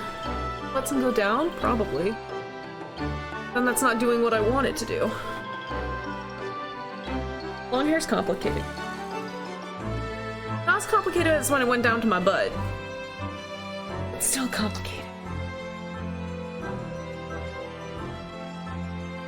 That looks okay. My hair is out of my face, and that's the more important thing. Okay. Probably should plug in my phone. It's at 4%. Oh, but does it work? I have too many. I don't even know what this is. What is this? The long-ass USB. We don't need that. We need ePhone. Shitty Anchor. Let's see if it even works at all. You don't need to be plugged in right now. Buddy, care about your...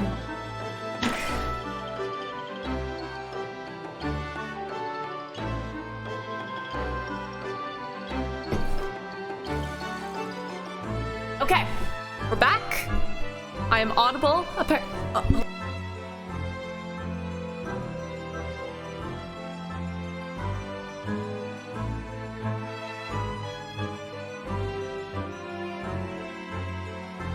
Ping. Oh, Digi just went live. Got it. We'll raid her after. Obviously.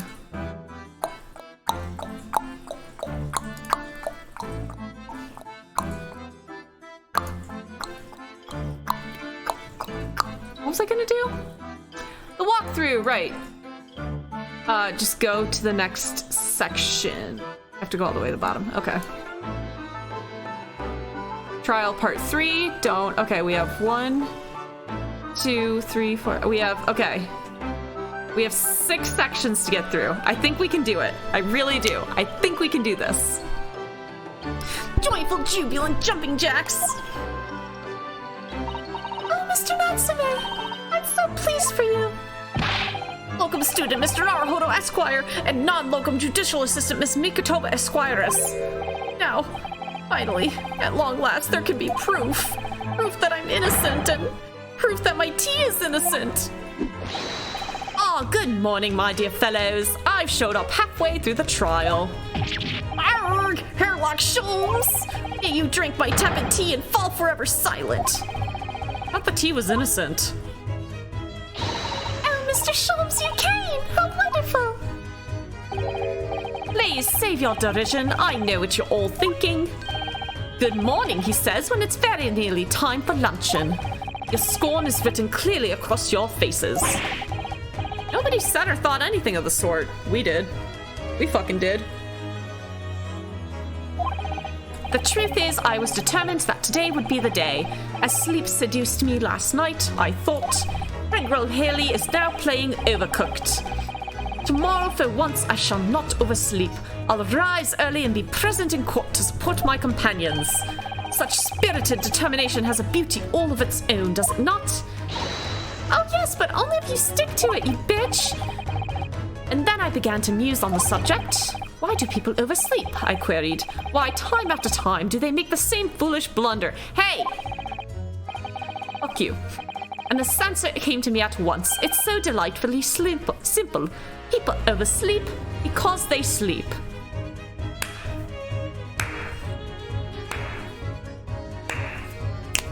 Well done. Well done. Putting a lot of people's faith in the scientific method here, buddy. Well, is that not an astute insight into the matter? Oh, yes! Upon which realization, I attempted an experiment. I didn't sleep a wink all night. And the results? By first light, I was exhausted and began to be assailed by fits of drowsiness. Wow, Sholmes can't even pull an all-nighter. Weak. Shocking. And say the conclusion of last night's experiment is this. A good night's sleep is quite simply essential. Yes, I think most of us probably knew that already. What others presuppose, I prove by experimentation. That, my dear fellow, is the scientific method. What did I literally just say? What did I just say, Sholmes? Ah, yes, and one more thing. Do you remember this? Yes, of course. It's the poison that Miss Green was about to drink at the hospital yesterday. Oh, you didn't manage to. Too bad Mander's never run that experiment.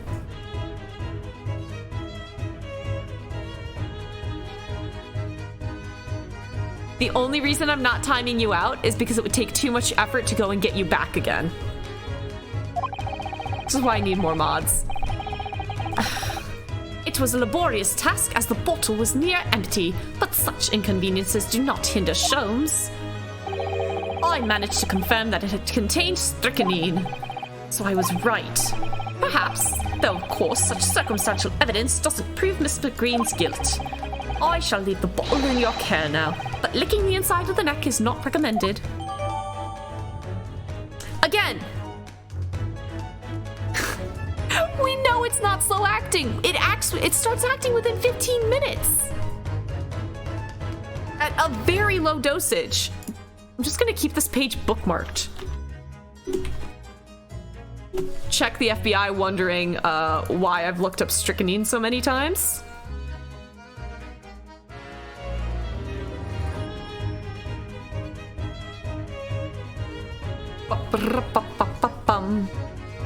Symptoms of poisoning usually appear within 15 to 60 minutes. And if it's a serious dose, like you're intentionally trying to kill someone, it's going to be very, very quick.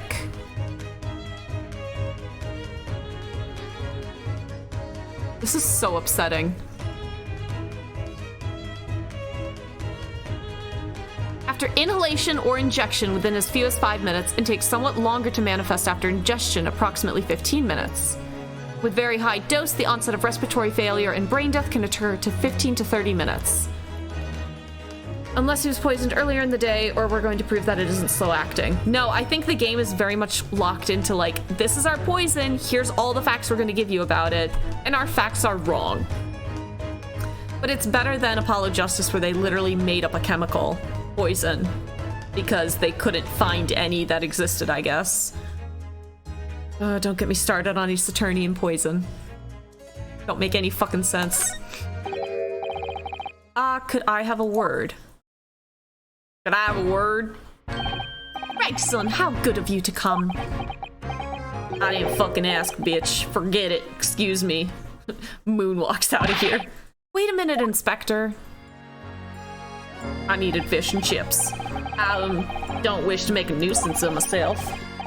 On your face, I'd say it's someone else who you think is making a nuisance of himself. Okay, not the best writing this game's had.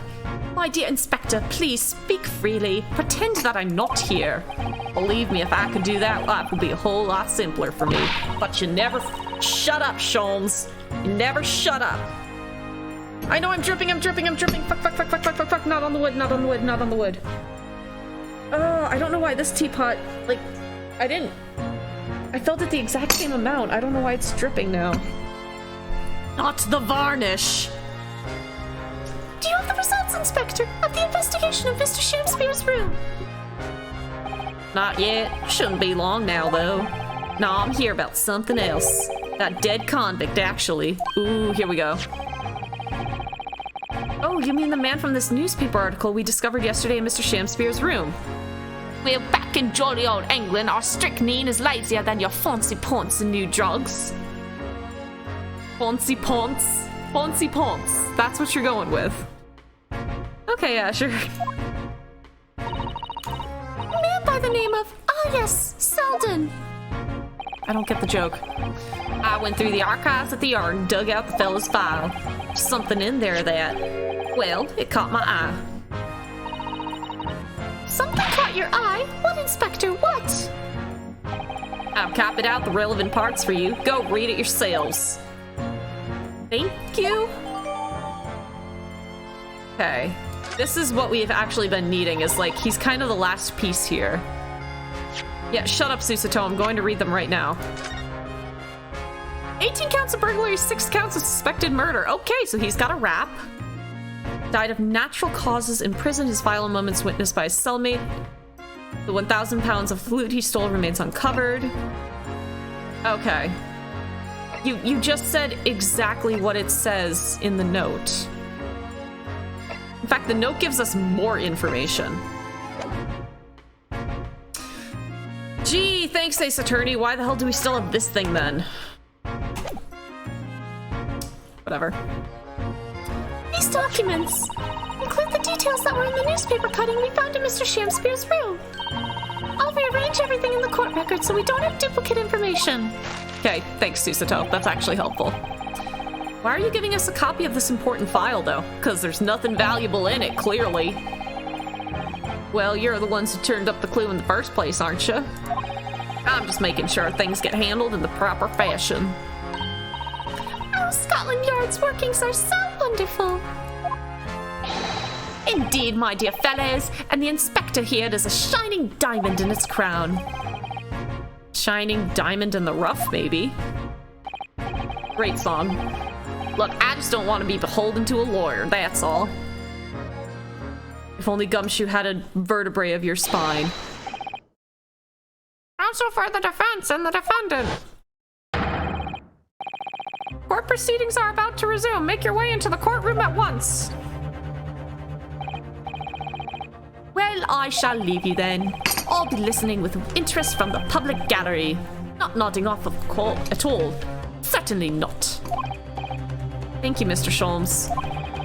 Man drinks coffee. He should be awake. Weak. I'm rather tired of seeing Mr. Moustache in floods of tears personally, so the best of luck to you. Welcome, student Mr. Naruhodo, Esquire. Yes, Mr. Natsume? It's time, isn't it?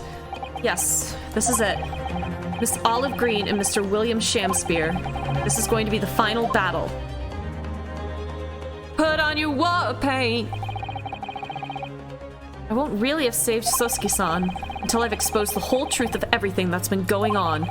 But it's all coming to a head now. You can do it, Ryunosuke. You have to. That's right, this one needs to steep way longer to get flavor. Having a probiotic tea because my tum-tum's still hurting. It's been almost 2 weeks at this point. Would love for the doctor to get back to me. Why am I in pain? In the name of Her Majesty the Queen, I hereby declare this court to be in session again now. Before the recess, we heard a most startling accusation from the defense. Namely, that the victim of the case we heard here only a few days ago is the true perpetrator of this incident. A reckless, rash, and prejudiced charge of wrongdoing, in my opinion, my lord. However, the prosecution has tried to extend every courtesy to this amateur newcomer from dubious eastern shores. Thank you for that backhanded consideration. Rather cold assessment from the Honorable British Prosecutor, I must say. That's the first one you're taking note at? Okay, sure. So, Lord Van Zykes, is the new witness present and ready to take the stand? Yeah, that doesn't help. Whoa! Yeah, we don't need that setting. Okay. Ready and waiting in the witness's antechamber, my lord. Very well. Bailiff, bring the witnesses in. Are we gonna have them both on the stand at the same time? That seems like a mistake. So next I'm like, bitch, I tried to kill you! Witnesses, state your names and occupations for the court, please. William Shamspeare, my liege. For mine occupation, I can say only that I be a tragic victim, to be pitied. I'm playing on pathos.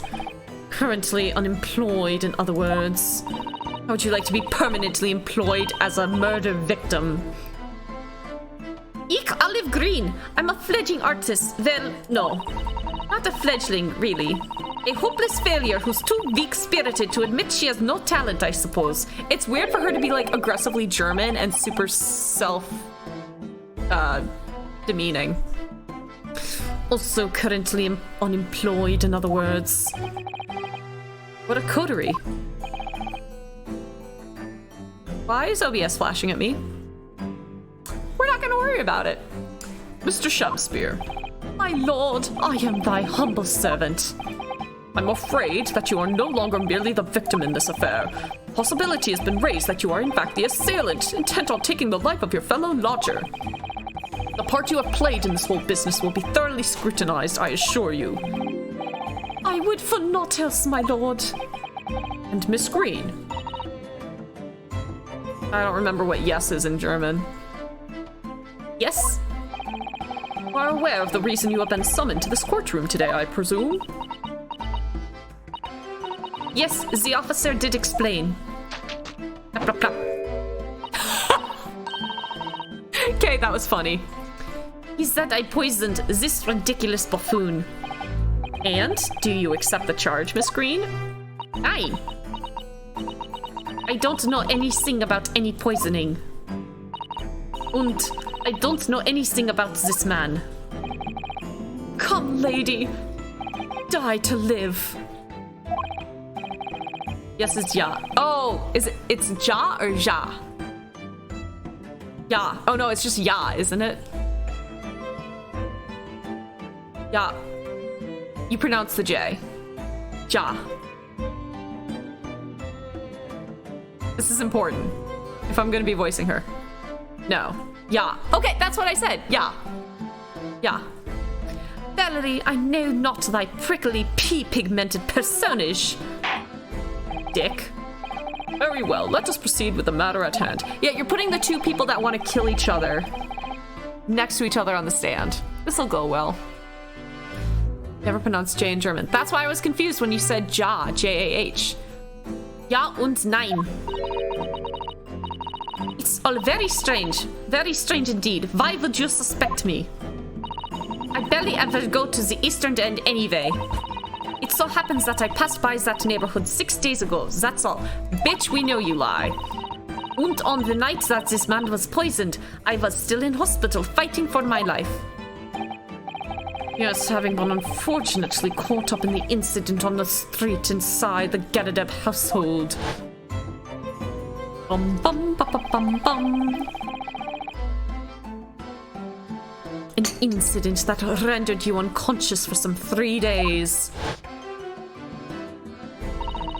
I was struck in the middle of my back by a knife through no fault of my own, and now I'm under suspicion. What other irrelevant things might I be suspected of? It's all very disturbing. Your energies may be better spent worrying about random knife attacks, I feel, Miss Green. Cool, just tell her to be constantly paranoid. At this point in time, all that appears to connect you and Mr. Shamspear's lodgings is the Briar Road incident of 6 days ago. That's why we would like you to testify formally now about exactly what happened. Och nein! The incident 6 days ago. You want me to relive that horrible accident. German is hard for me, I apologize. Unfortunately, yes. Please tell the court what happened that day. And of course, we will be interested to hear from you about your movements that day too, Mr. Shamspear. But what happened 6 days ago has nothing to do with me being poisoned.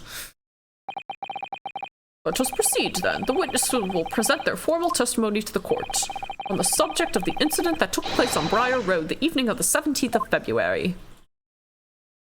AKA last week. Okay. Yeah, dealing with these both at the same time is gonna be fun. It was 6 days ago, about 5 p.m. I was walking along in the snow when I was suddenly stabbed in the back.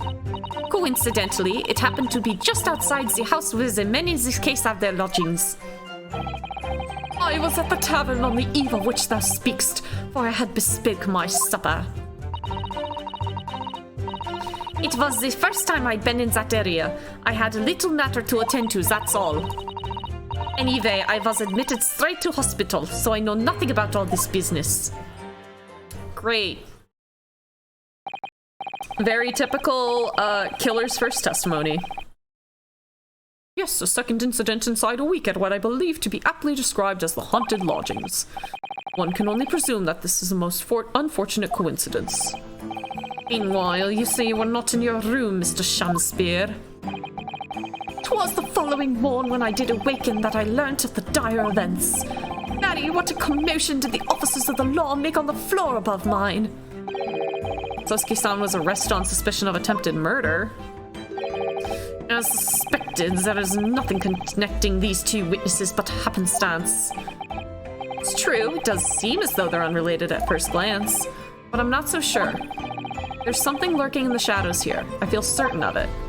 And this is my one and only chance to expose it. Like, I'm fairly certain I'm correct on this, but we'll see what happens. So you may now cross-examine these two witnesses if you wish. Yes, my lord? Obviously. Dumbass hoe. Okay. 6 days ago, about 5 p.m., I was walking along in the snow and I was suddenly stabbed in the back.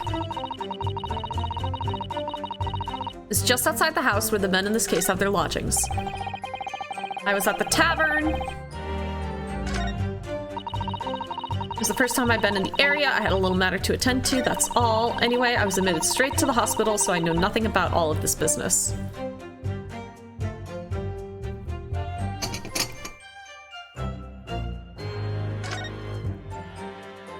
I think it's on that coincidental statement. That's all the testimony I have to work with. There's certainly no obvious link between these two with the two accidents. We can't just turn around and admit this has all been a waste of time. I have some pride, you know, Miss Susato. Really? Where? I think perhaps pride shouldn't come into this, Mr. Naruhodo. Well, anyway, I should at least make sure I've pressed them on all their statement. Bitch, I was gonna get there. And hard, too. Oh dear, did you saw what I said about pride? You're starting to sound like Kazuma. That means you're gonna die next. Okay. Hold it! Pressing time. I'm well acquainted with the case. I was literally the defense attorney. I'm sorry you had to go through that, though. It was awful. I still can't believe I was unconscious for so long. And I woke up to find that the case had been solved and the culprit arrested. Yes, the incident has been resolved already. Perhaps it would help you to consider it a bad dream that ended with your awakening and should now be forgotten. No, I have a stab wound in my back now, you dick. Yes, I suppose so. Wait, no, you just said what it was. Yeah, I suppose so. Good. I forget what thank you is, too. Look, Brother Mander was the one who took German, not me. But before you put it completely behind you, thank you. Okay. Before you put it completely behind you, Miss Green, I need you to remember the details one last time. You must tell the court exactly what happened that day for us to arrive at the truth about this new case. The trouble is, there's nothing to tell, really. I was just walking along the pavement. Dankeschön. Bitte! Yep, Dankeschön and bitte. I knew that. Coincidentally, I happened to be just outside the house where the men in this case have their lodgings. That's a bit suspicious. Don't drip, don't drip, don't drip. We do not want drip in this house. What were you doing there that day, though? What do you mean? The art school you attend. What's it called? Ah, yes. It's the Thorndike Academy und Fine Arts. Danke schön. Schön. That's not how Mac described it to me. According to Mr. Sholmes, that's just in the vicinity of Brixton Road, which is some 10 steps away from the scene on the underground. I believe you mentioned before that you also live on Brixton Road. Isn't that right? So why then would you have been walking along Briar Road in the middle of the East End? Well, it's because, oh, yeah, of course. I thought it might make a nice picture. Can't really write it out well. The witness is a student of art. City-dwelling artists can't all paint grand urban vistas. that's right. I happen to like the crumbling look of that part of town. Perhaps quaint would have been a less reading term.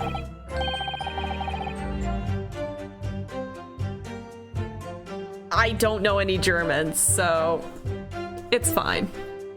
Point is, she's definitely hiding something. Yes, it seems she's not going to be forthcoming with the truth. She's trying to hide why she was there that evening. This must mean there's a reason for her not wanting us to know. That's the key to this. And you, Mr. Shamspear, on the evening of the incident 6 days ago, would you tell the court what exactly you were doing? Twould be my pleasure, sire. Would be my pleasure that you never spoke again, but here we are. Hold it! Hey, you were getting tipsy. A tavern, you say? Which one? 'Twas the slug and salad what I did, Terry. 'Tis a jewel in the East End. And a little unexpected, I feel. What do you mean, Lord Ben Sykes? Slug and salad offers unusually fine dining, for the locality at least. Not an establishment you'd expect to be patronized by a man with not even a crumb of bread in his room. Yeah, good point. It's true. The menu lists premium crusts of bread and glasses of water in different levels of cloudiness. Yikes. I would have expected Grubb's grubbery in the local vicinity to be more appropriate for your means. Watery soup and mushy peas, or rather soupy water and pea-like mush. All equally appetizing. I just wanted to try some water in a different pub for once. What's wrong with that? To see a sugar daddy. Okay.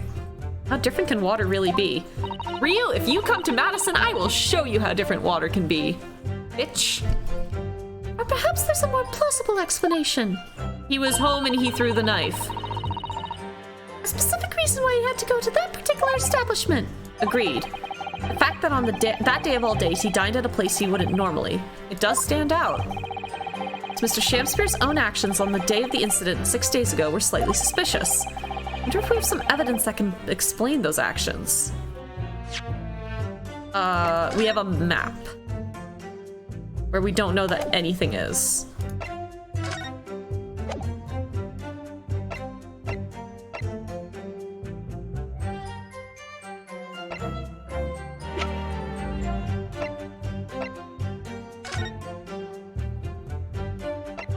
I don't think we do.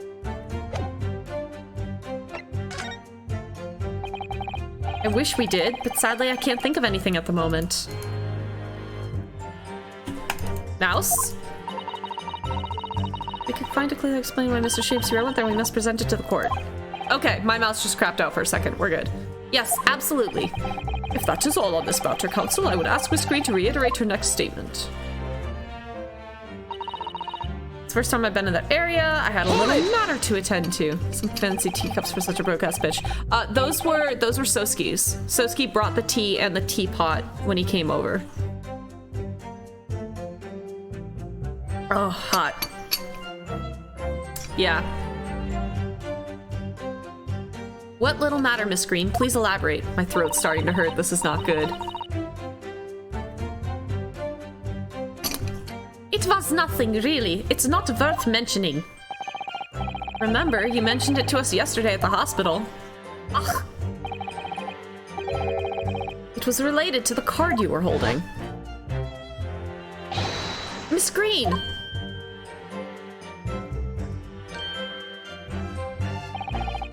What was that? She clearly just hid something behind her back.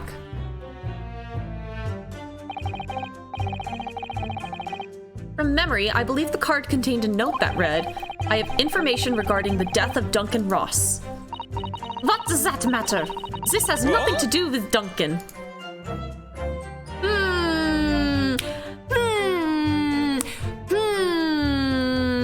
Excuse me. Excuse me.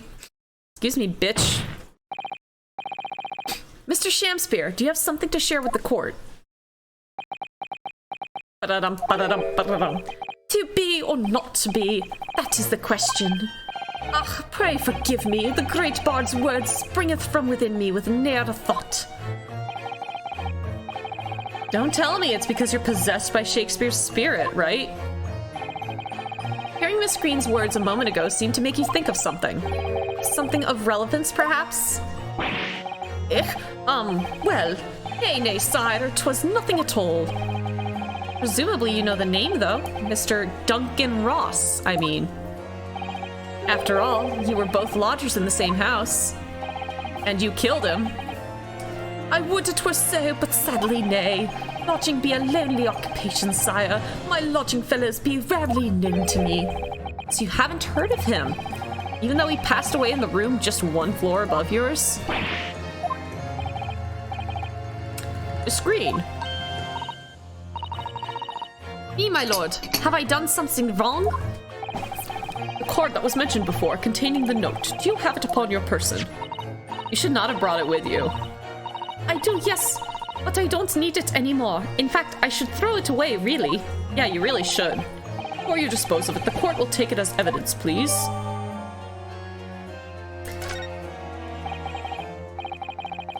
Okay, so the fact that the other half of the envelope we found in the apartment... Why did he have any part of the note with him? Because he sent the note to Miss Green to get her to Briar Road so he could throw the knife. Why would he have part of the envelope? Of course, that's what links Mr. Shamsy and Miss Green. Yeah. Shut up. Let me read. Unfold. The envelope has been ripped open rather carelessly, hasn't it? Miss Green strikes me as the type to open correspondence more neatly than that. Ah. What is it? The way the envelope is torn? I'm almost sure I've seen that exact same shape somewhere else. Oh, you don't mean... Were you thinking of this piece of evidence, Mr. Naruhodo? Exactly. That's it. Try to match them up. Oh my god! They go together perfectly. This torn off end of the envelope clearly belongs with this card. Yeah. That's still what I'm trying to figure out.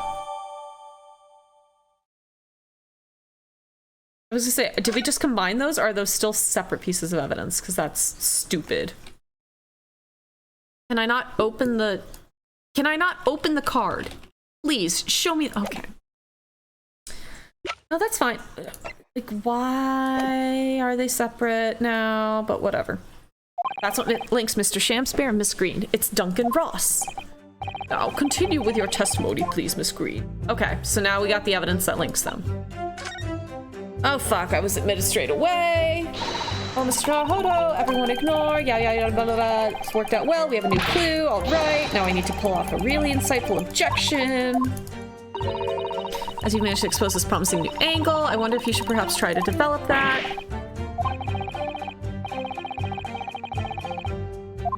Okay. So I think...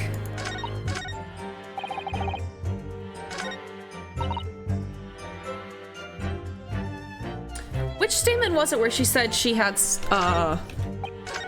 like, why she was there? I can't remember, so we're gonna press them all. Speedrun, speedrun, bada bada bum ba ba bada ba ba bada ba bum bada bum bum bum bum bum bum bada bum bada bum bada bada bum bum bum bada bum. Okay, so it wasn't that one. I think it was this one. Hold it! Tavern. Fancier one. More than you can afford. Van Zykes is a bitch. Ba, ba, ba. Doom, doom, doom.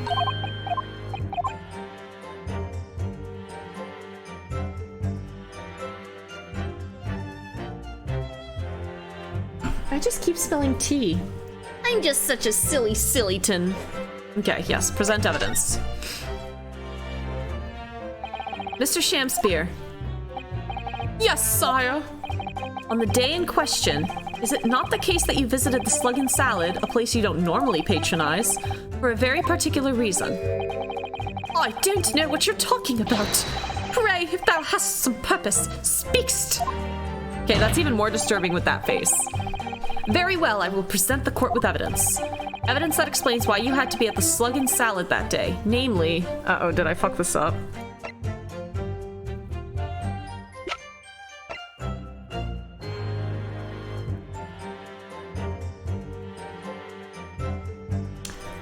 I might have borked this. Oops. Take that! Nope, I fucked up. Oh wait, no! Okay. Sure. I believe this card reveals the answer. Good lord, Miss Green's card, you mean? That's right, my lord. It reads, I have information regarding the death of Duncan Ross.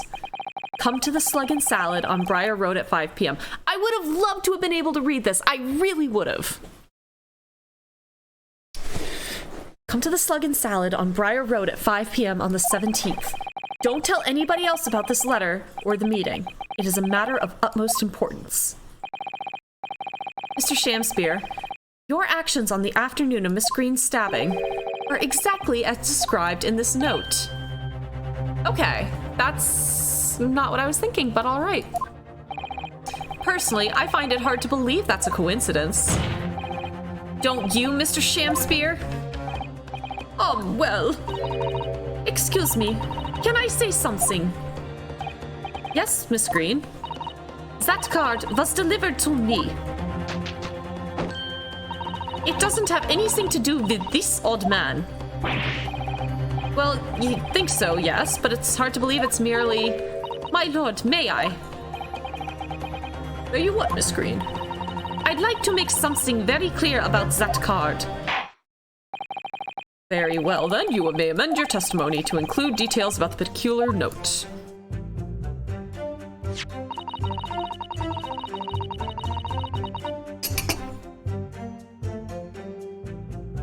Do I just present it again?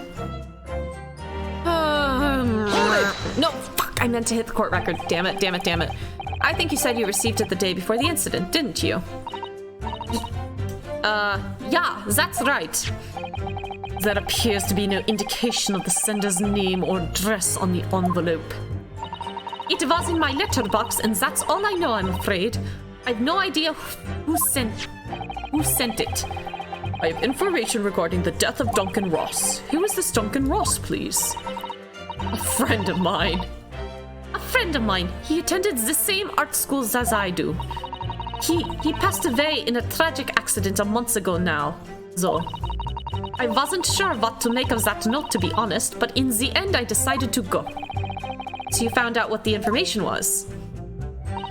Of course I didn't. You're not thinking straight. Whilst on her way there, she was stabbed in the back. As my learned friend hopefully remembers. The torn bit. Yeah, but they already said in the bit.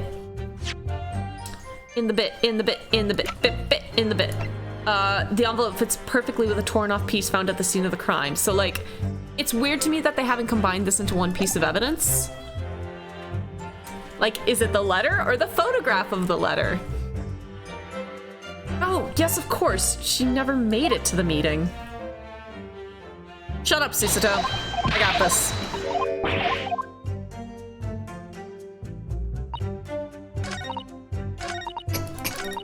Clicky, clicky, clicky, clicky, click, click, click, click, click, click, click, click, click, click, click. Present. I guess either, but maybe the torn bit is important later. I think this is the only way, because it's like... Because it says in Mr. Shamspear's room versus this says scene of the crime. But I get, like, why wouldn't you just make that the same piece of evidence? Man, I don't fucking know. I'm done with this case. I'm done with this case. I'm emotionally done with everyone involved with this case. The day before the incident, exactly 1 week ago now, this note was delivered to your address. And upon carrying out the instructions in the note, found yourself in... Why do they keep saying in hospital? Is in hospital a British phrase rather than saying in the hospital? Like in school or in office? I don't know. It's weird. Yeah, I did. It's terrible. Everything that's happened to me. Yep. Cool. Yes, it is terrible. If it's all true, that is. God, the music cutting in right there. What do you mean? Miss Green, have a look at this, please. It's the torn off end of an envelope. Oh, is it? And it so happens that it fits together perfectly with the envelope of the note you received. Where did you find that? In Mr. Shamspeare's room. In my room? Mr. Shamspeare, do you perhaps remember this note from somewhere? Oh, well. Your actions that afternoon follow the instructions in the note to the letter. Come to the Slug and Salad on Briar Road at 5 p.m. on the 17th. And so that's exactly where you went. Let me ask you again, Mr. Shamspeare. You already knew about this note, didn't you? And you, Miss Green. Ugh, what did I do? As this torn off end of the envelope proves, the note was originally in Mr. Shamspeare's room. So how is it that it came to be in your possession? I don't have the first idea. I'm just a fledgling artist after all. Ain't got shit to do with this. There's only one explanation. You broke into Mr. Shamspeare's room and stole it. And that's when she placed the poison. I will say, I kind of, like, she's kind of adorable. Little it's a very cute little animation. Is she making a sad face? I can't tell. You did sorry, thou hast what? You broke, I mean... Oh, this is cute, he's breaking character. You did what? Sorry, thou hast what? You broke, I mean... Thou were in my room. What on earth do you want with me? Absolutely nothing, because you suck. She's trying to kill Shammy as revenge. Agreed, yeah. But I don't know why she took the note then? I don't know, this shit's weird. Oh, she took the note. I'm not following. Because she went to Briar Road and he threw the knife at her. Right? Man, I don't fucking know. It would seem that both witnesses need to testify again, as they've both lied under oath. Miss Green. Yeah? Whilst you had the court's sympathy, I'm sure, for the suffering you have endured in recent events, anyone found to be giving false testimony in a court of law will be duly punished. If this is complicated, there's a third person involved. I really don't think so. I think it's just the two of them. I'm just confused now that it doesn't make sense if Shamspeare was the first person to receive the note.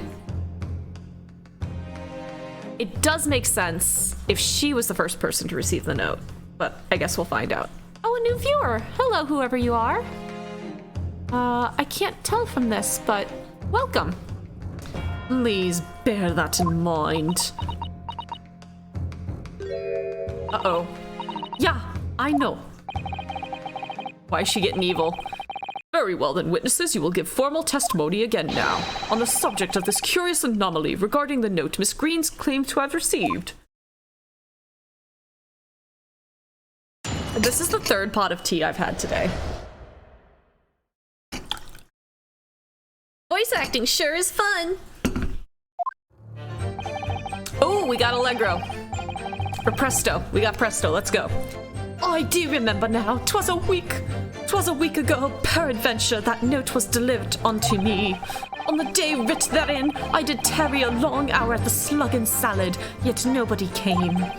Thereafter, on the evening I shared the company of the Japanese fellow, I did see the note had vanished. I don't know what you mean. You think I snuck into this man's room, do you? Why would I? To put the poison down. I can point out the villain here. And as for that torn off piece of the envelope, I don't know anything about it. I bet she was going to bait him to come to the place to kill him, but something happened and she had to kill him early, so she took the letter to hide the fact that he got it.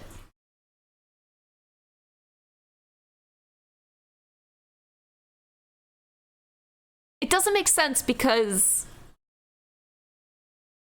she had to put the poison down before the date on the letter. The poison had to be put on the pipe well in advance of him well in advance of the 17th. So she sent the letter, broke in, stole the note, and put the poison on? Shit's weird. You now claim to have received this letter, do you, Mr. Shamspear? Faith 'tis so, my lord, and I would swear to have set it upon the table in my humble lodgings. I know the timeline of all this. Yes, 'tis clear to me now that since I returned from the tavern that night, I have not laid eyes upon it. Okay, here's your timeline. 17th April, day of this note. One of these fuckers got a note that said, come to this spot on Briar Road.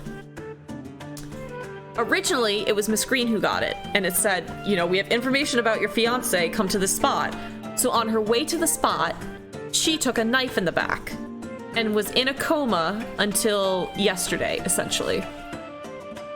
So between the 17th and today, she has not had time to go back to Shamspear's apartment. So if we're saying she's the one who put down the poison on the pipe, it had to be in advance of the 17th of the supposed meeting.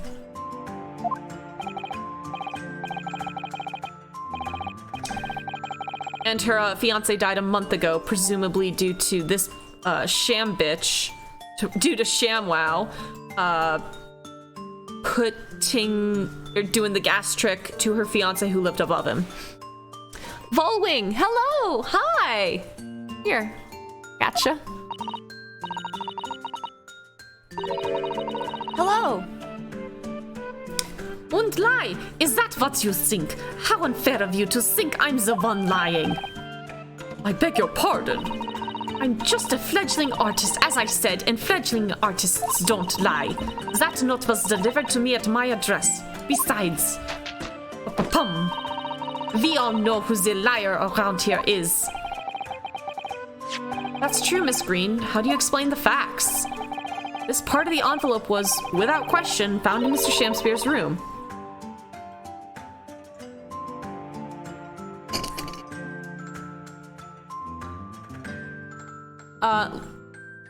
I don't know if one occurred before two there, Asher, or if two occurred before one, but yes, both the letter received and poison placed had to be before she was stabbed. And the dude passed out / was attempted murdered while she was still passed out due to stabbing. I don't see why I should explain. Sorry? I'm a fledgling artist. My job here is just to say what happened, that's all. It's your job to give the explanations and the proofs. You're the fledgling lawyer. Same day she was stabbed or later? So she was stabbed... What is today?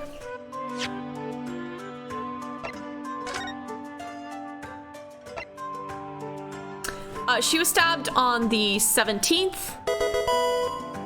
Following with the follow! Hi! Thank you so much for the follow. I really appreciate that. Welcome to the party. You are now a Miss Mander party member. Congratulations. I thought it was falling before. No big, man! No big! We are always happy to have new friends back in here. You're gone for a while or just a short time. It's great to have you back. So she was stabbed on the 17th, and she's been in a hospital since then. He got poisoned on the 21st. So he went and blew on the pipe while she was in the hospital, which is why the poison had, if she was the one who placed the poison, she had to have placed it before she got stabbed. Fledgling will do his best. Evidently, my learned friend's cross-examination is our only hope of learning the truth. I think there was a third person? I don't think so. I really don't. Well, counsel? I'm ready, my lord. Dink.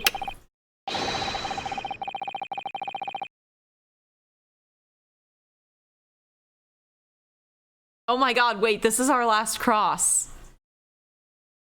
How? Nothing has come together enough yet. Miss Green clearly did break into Mr. Shamspear's room. There can be no question of that. And that's how she acquired the note. Are you supposed to solve the crime? Yes, as the defense attorney, not only do we have to prove that our client didn't commit the crime, but we also have to clearly identify who did commit the crime.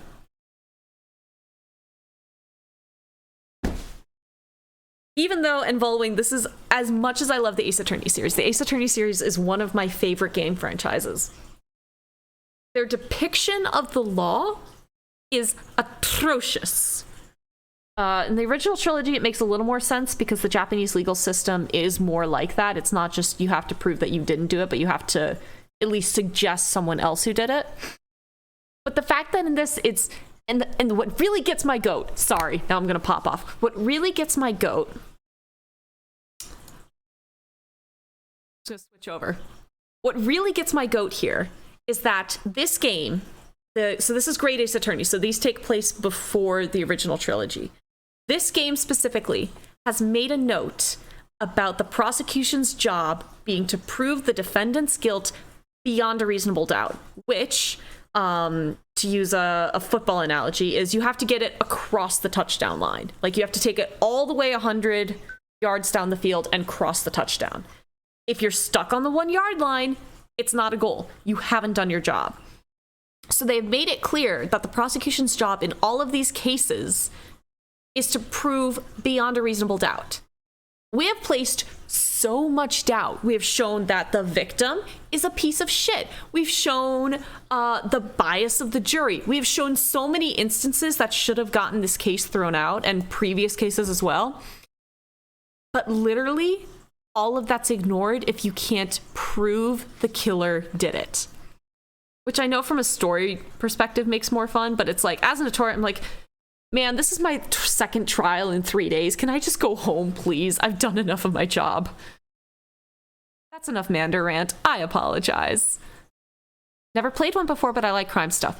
Bullwing, I cannot recommend the trilogy enough. As much as the bullshit that I just said is true, you would love the trilogy. It's on Steam. I can't remember if it's still on the discount.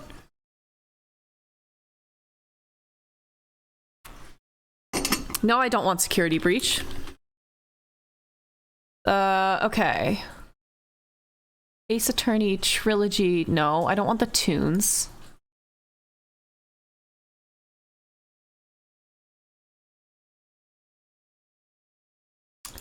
Okay, so the original game trilogy is $30 for 3 games. And then the Great Ace Attorney Chronicles is $40 for 2 games. But these 2 games are really well written. So definitely, I would go and pick up the trilogy. $10 per game is an amazing price. So good. There's so much story. I love Miles Edgeworth so much that I made him one of my emotes. I mean, I love these games. How many games are there? Oh boy. So there are 6 mainline games. 2 games where Miles Edgeworth, the prosecutor, is the main character. That's 8. And then these 2 games makes 10. So there are 10 games total. And I'm sure there are ROMs out there, but like, I would recommend supporting Capcom and showing that there is love for these games so we finally get AA7 someday. We get the 7th in the timeline. But the trilogy are the best games. I don't love the second trilogy, 4, 5, and 6. So I would definitely say play the first 3. I'm trying to convince Asher to finish out the trilogy. Just to get... I will say the end of the 3rd game, I think, is the best case in the entire franchise. It's amazing. But either way, they're worth it. Please, if you have not played Ace Attorney, $30 on Steam, go snap it up. It's also on the eShop for Nintendo Switch. It's on a bunch of platforms. I think they even have a mobile port of it, so you could just have it on your phone if you don't want to have to play it at a computer. It's so good. So good. And I am in the process of getting my upload, so I'm playing both of these. There's Great Ace Attorney 1 and Great Ace Attorney 2. This is Great Ace Attorney 2. We've already finished playing all of the first one. And I'm working on getting those VODs uploaded. So if you wanted to just like play the trilogy, but you didn't have time to play 5 games, you could just watch our playthrough too, experience how much I'm loving it. Mander, you need to stop getting distracted or we're never going to finish this case. And that's how she acquired the note. Yes, 2 facts that are starting to lead me to a possible explanation for all of this. And it's not a pretty one. I mean, there's poison involved.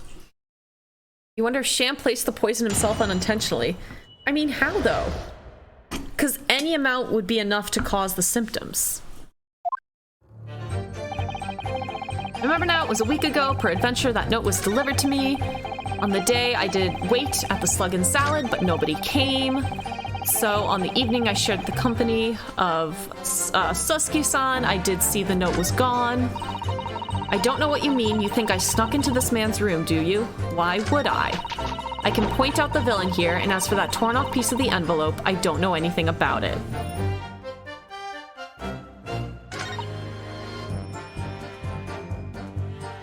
Why would you? To put the poison down. Do I just present the poison?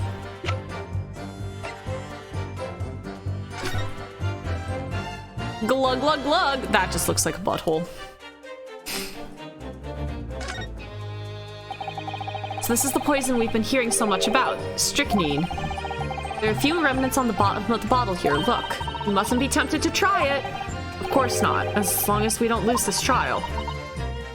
There's another suicide joke. Not great. Even if we lose the trial. No, we mustn't lose the trial in the first place, Mr. Naruhodo. Make your mind up, Susato-san. Okay, well, I think we just do this and let's find out. Objection! Okay! Mander's the ace attorney, not Rinosuke. Yesterday at the hospital, we saw you with this bottle. And although the contents spilt during the course of our meeting, a small quantity remained. Ah! According to the defense's independent analysis, Mr. Sholm's chemistry set, the liquid that was still in the bottle was identified. Strychnine. What? Strychnine! The very same poison that afflicted Mr. Shamspear. Ooh. Miss Green, you broke into this man's lodgings for one reason and one reason alone. To cover the end of the pipe that feeds to the gas lamp in Mr. Shamspear's room with poison. He's gonna like, you did what? You fucking what? Can this be? You broke into my room to kill you like you killed my fiance, bitch. It may seem incredible to the court, but from the remaining clues, there is only one logical conclusion that we can reach.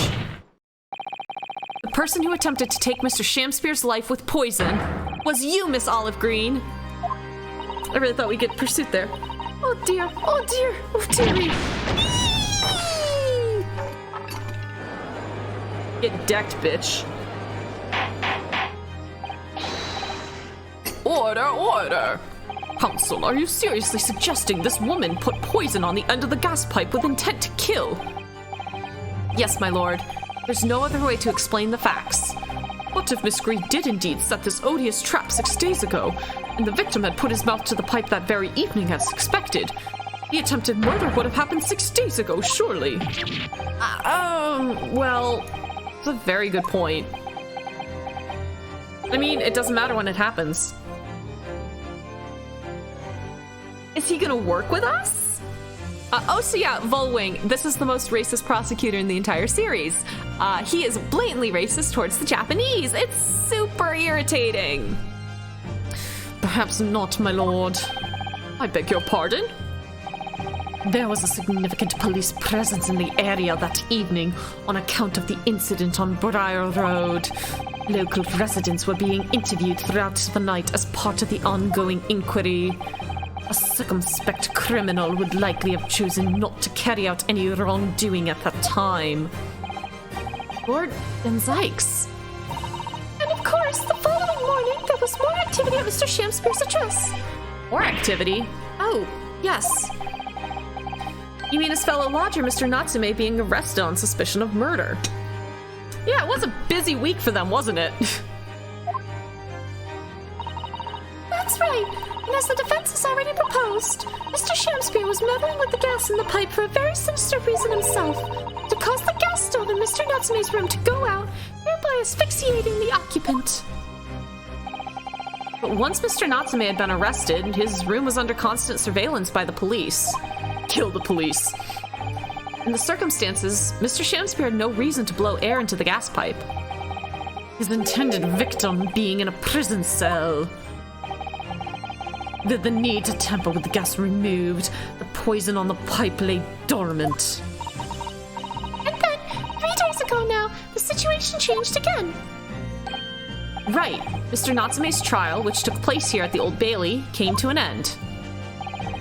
Oh, the trial in which the man stood accused of stabbing Miss Green in the back. Are we still alive?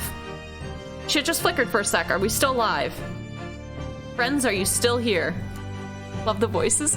Thank you. I'm having so much fun doing them. I'm having a blast. I'm having an absolute blast doing the voice acting. We're here. Okay. I would hate for the internet to cut out literally at the very end of this case. Yeah, the voices are fun. I'm really enjoying the voices and just giving Van Zykes like the slimiest voice possible.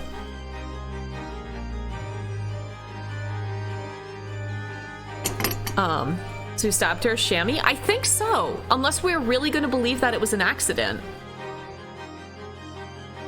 The trial in which the man stood accused of stabbing Miss Green in the back, but was duly acquitted. That resulted in Mr. Natsume returning to his lodgings for the first time in 2 days. And that very night, his gas stove mysteriously went out. Mr. Shamspeare was mysteriously poisoned. Shammy lammy ding dong.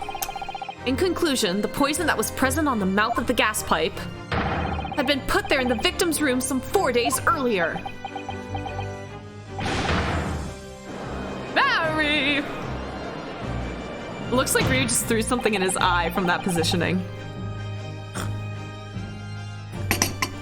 With that new understanding, it becomes clear that this letter was all part of the plan.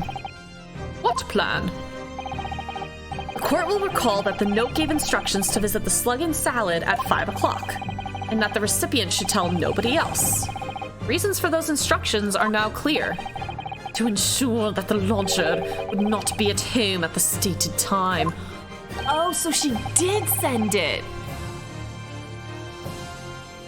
So that's why she was there in the vicinity. Was not for the note, but to put the poison on the pipe. Okay.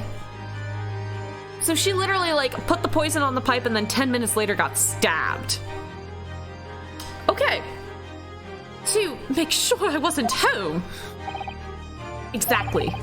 While you were out, Miss Green could safely slip into your room, because apparently locks don't exist here, knowing that she wouldn't be disturbed.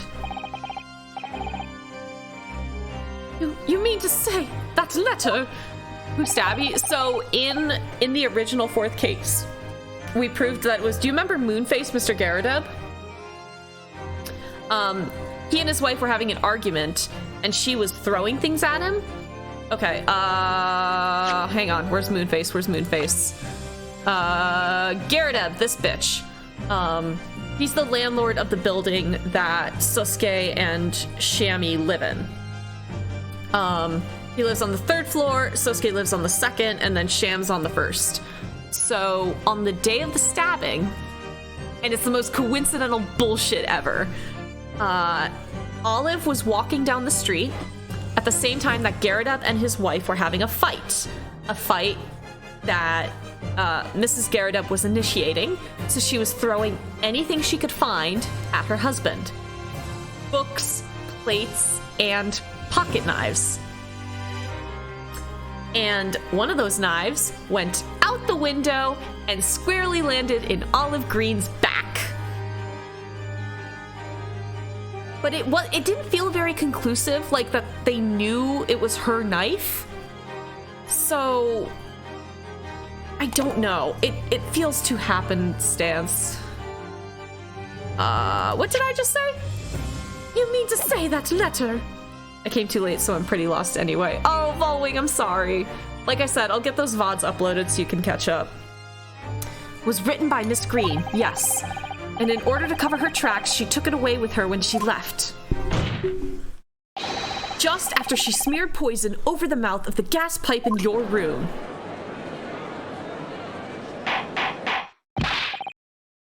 Order, order! What have you to say for yourself, witness? Uh-oh, she's gonna snap. Alright, that's the end of the third pot of tea. Good God. Seen all the streams, so I'm having fun trying to guess. Just who are you? Why did you try to kill me? He's dropping the act, so we'll drop the voice. Miss Green's motive should be obvious. It's all tied up with someone whose name we've heard several times already during the course of this trial. So that's what's behind all this. Well, I'm lost as hell. Explain it to me, please. Which person is behind this woman's motive for the attack on the victim's life? Her possible hubby, who's... Wait, how old is she? Okay, they're the same age. All right. I thought she was much older. Present! Take that! Oh my god, it's a real Romeo and Juliet. Holy shit. I just realized that. It's like an actual Romeo and Juliet. Except they're killing everyone else except themselves. Duncan Ross. That's right. Before the defendant, Mr. Natsume, took up residence in the lodgings at Mr. Garadeb's, somebody else was renting the room. Mr. Duncan Ross. I knew I'd heard that name somewhere else. It was all over the papers a month ago when the man died in strange circumstances at the haunted lodgings. Thank you for the biddies, Volwing. That's very sweet of you. Thank you so much. That does ring a vague. Ah, of course, yes, I remember it now. The young man they claimed was strangled by the convict's curse or some such. Sadly, my lord, it wasn't a curse of any kind. Nor was it an accident. The man died as a result of Mr. Shamspear blowing into the gas pipe and causing gas to leak into the room. It was murder, plain and simple. Ugh. Purple Ruby bitchin'. Yeah, I think it's purple, silver, and gold are my three biddy badges. I like purple. It's one of my favorite. It's my favorite color, so purple's the base. Ha ha ha ha ha. Well, what do you know? The world is so unfair. Curses, curious deaths. That's all people care about. Favorite color? A! High five. If it's an interesting story, they want to know. It doesn't cross their minds that real people are involved. And once they're bored, just 1 month later, once this story's lost its appeal, everyone's forgotten him. You mean you? Duncan was... Did you not know? Mr. Ross was Miss Green's fiancé. First name Rubber? Fiancé! You may not have known until now who Miss Green really is, Mr. Shamspear. But she's known exactly who you are all along. Because you're her sworn enemy. The murderer who took the life of the man she was to marry. A new pursuit theme! This is intense. This is an intense track. Holy shit. Also, Volwing, the soundtrack in all the Ace Attorney games, but especially these two with this orchestrated soundtrack, amazing. Amazing. Mary! Miss Green, is it not the case that in order to exact revenge on Mr. Shamspear, you smeared poison over the end of the gas pipe? That's pretty clever, actually, that he gets killed the way he killed her husband. Fiancé, husband. Oh, she's on a little box! This is all quite extraordinary. Am I correct in my understanding that you now accuse both parties, counsel? Each on different counts of murder? Yeah, it's a 2-for-1 special, Your Honor. 2 for Tuesday, I call it. Yes, my lord, that's correct. Objection! Nyam, nyam, nyam. Inhaling so deeply, it appears that my fledgling learned friend has taken in a lungful of dubious gas that's causing his judgment to be clouded. What? Why are you speaking? Why would Mr. Shamspeare have wanted to kill these lodgers, as you say? That's the easiest part. I was waiting on someone to say objection. You'll probably hear it a couple times yet. I think we've got at least one or two left in us for this case. You have completely failed to provide a motive to substantiate your accusation against the man. Yes, that's right, Mr. Reaper, my liege. I have been slighted. 'Tis lies, all lies. I deny every utterance. I hate this man. I hate him so much. And you'll have to forgive me, Mr. Naruhodo, sir. Hey, she said our name. But I don't intend to admit anything either. Miss Green, I'm sure you'll think I'm being very rude, but I'm not going to be sent to the gallows for the likes of this scoundrel. Objection! There you go, you got our objection too. But you broke into the man's room. If you didn't do it to smear poison on the pipe, what was your reason? Pretty good point. I thought I'd have a look around, that's all. Sorry. You're right, I suspected him. So I thought perhaps I might find some evidence or something in his room. Evidence that it was him who took Duncan's life. Oh, foulness! Oh, villainy! Oh, tyranny! Oh, rotundity of woman! Fuck you. But in any case, whenever I leave my room, I do turn the key in the lock. That whole place is falling apart. The locks on the door are no different. Duncan showed me once how to unlock the door with some terps and a piece of wire. I mean, yeah, it was like so she could get let in. Oh, awfulness! Oh, artfulness! Oh, tyranny! Oh, profundity of woman! We will consider your trespassing on some future occasion, but for now, tell the court what you found, what evidence your search revealed. Well, I spotted the note that I'd sent him lying on the floor. When I went to pick it up, I noticed something. One of the floorboards was loose, and underneath it, I discovered a secret hiding place. Eh? Did he not know? Yes, we also discovered that hiding place. Inside, we found a newspaper cutting, a photograph, and an empty tin box. Ach, yes. Ach, yeah. Well, the thing is, when I found it, the box wasn't empty. What? There was something in it? Yeah. This rather nice key.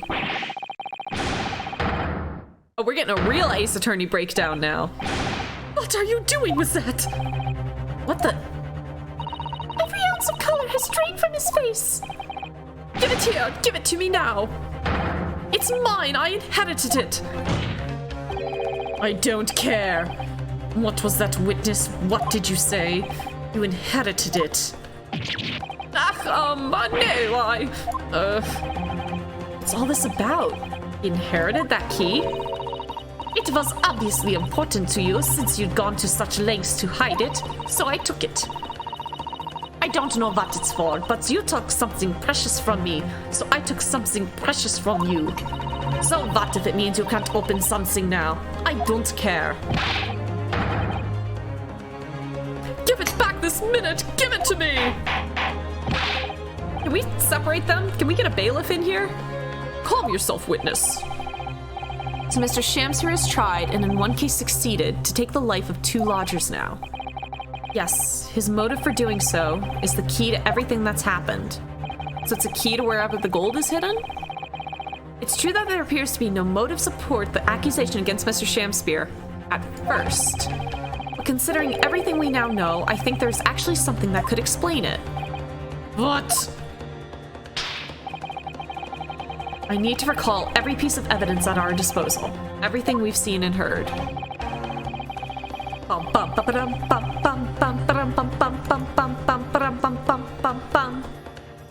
Because I'm sure that I just caught a glimpse of the link that runs through all of these events. So she did not care about the gold, she really just cared about revenge.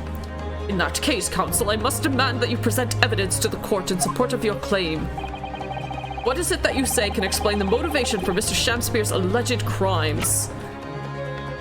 Okay, so right, we don't have the newspaper clipping. Yeah, it's just this. Okay. Take that! That's an official police report, is it not?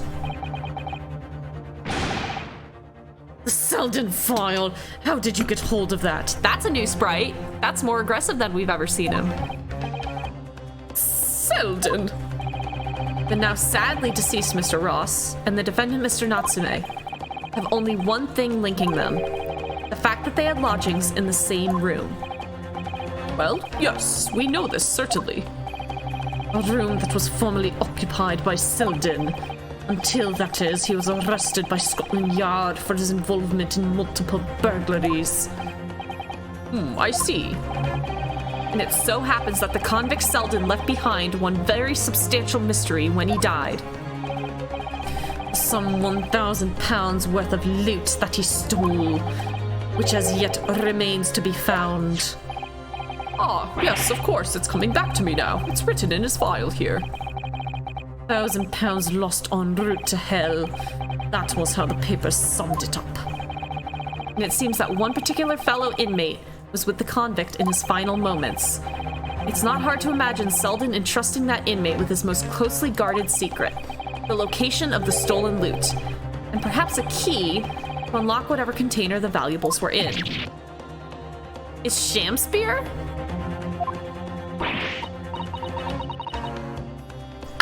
You mean this key is... Mr. Shamspear, it was you, wasn't it? You were at the capital offender's side when he died, were you not? What are you talking about? 'Tis a false charge, I tell you, a false charge. The name of the inmate who was with Selden at his death isn't noted in this file, but a simple telegram to the prison where he died would quickly tell us how false the charge really is. Ugh. He's working with us, guys! He's still an ass, but he's working with us. But even if it's true, why would the man be so intent on killing every subsequent occupant of the convict's lodgings? There's only one explanation for that, my lord. It was in that very room that Selden hid his loot. I don't know if it was in the room itself. You think Sosuke would have found it. So it all comes out. Yes, and having established that, all of Mr. Shamspear's subsequent actions start to make perfect sense. When he was let out of prison following Selden's death, he made immediate leave from Mr. Garadeb's lodgings in the hope of renting Selden's old room. However, the retired army man was unable to offer him the accommodation of his choice. His Selden's old room had already been let to somebody else, Mr. Duncan Ross.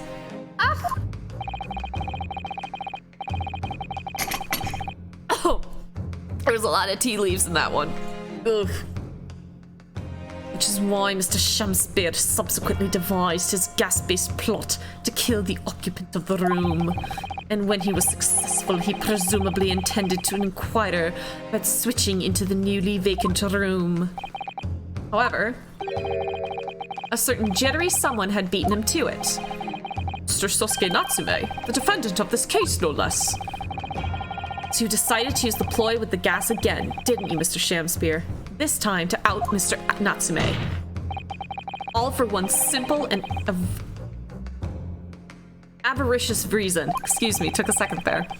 To get your hands on the £1,000 of loot left behind by the dead convict. Ugh, you, Die. Man's twerking.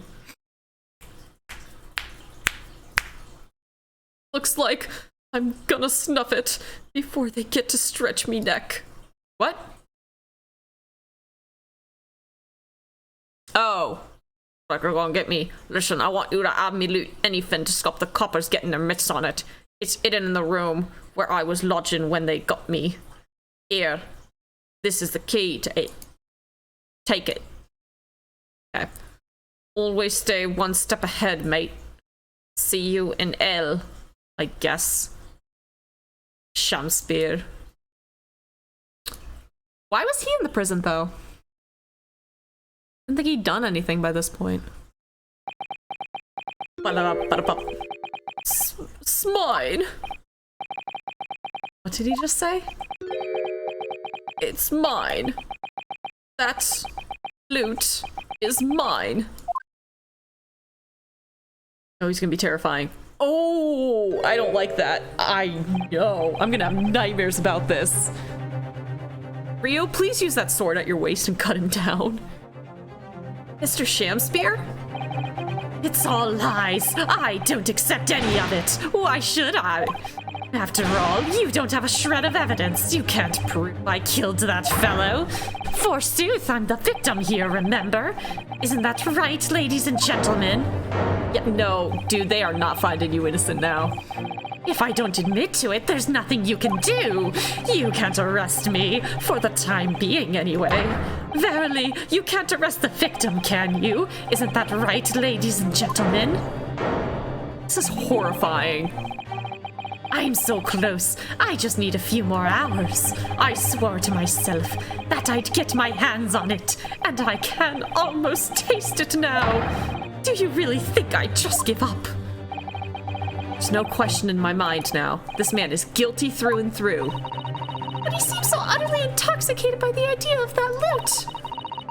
I'm afraid that however hard you press him, he'll never admit to what he's done, Mr. Naruhodo. Do we have anything to shake him then? There is a way. Pardon? There's one way I can finish him. Cue the clip. No. He's already committed the most heinous crimes to get his hands on that loot, which means all we need to do is find it first. Fine plan. Were it not for the fact that the police thoroughly searched the room following the death of Mr. Ross. If it's there at all, it must be very well hidden indeed. Without conclusive evidence, I certainly cannot rule.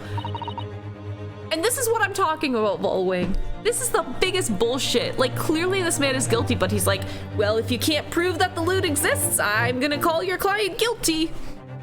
Even though we are so removed from the tea poisoning at this point. If only there was some way we could find the convict's loot quickly. Hey, yo, Sholmes, can we get you down here real quick? This is the final piece in this complex puzzle. I think we might have it in our possession already.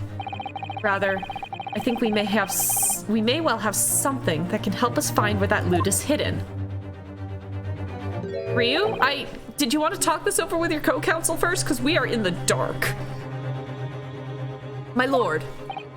Yes, counsel?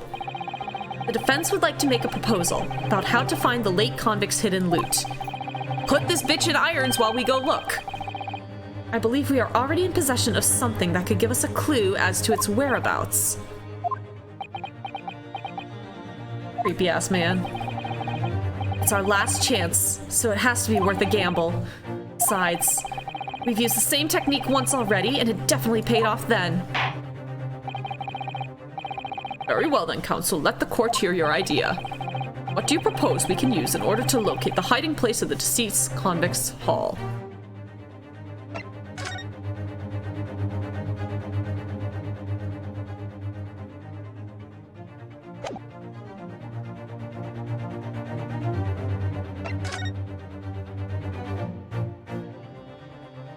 What is this from? Street map of the neighborhood. It was submitted as evidence in trial the other day.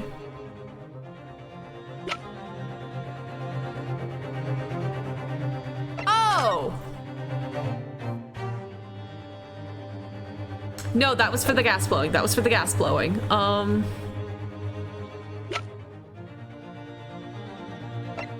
don't know why, but it feels like it's this. This doesn't make sense. Why would it be the books? Why would it be the books?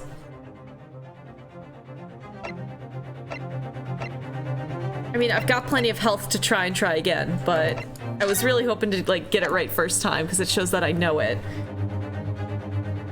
In order to locate the hiding place of the deceased convict's hall. A receipt for some books that Mr. Natsume purchased at a secondhand bookshop. Street map of the neighborhood where Mr. Natsume has his lodgings.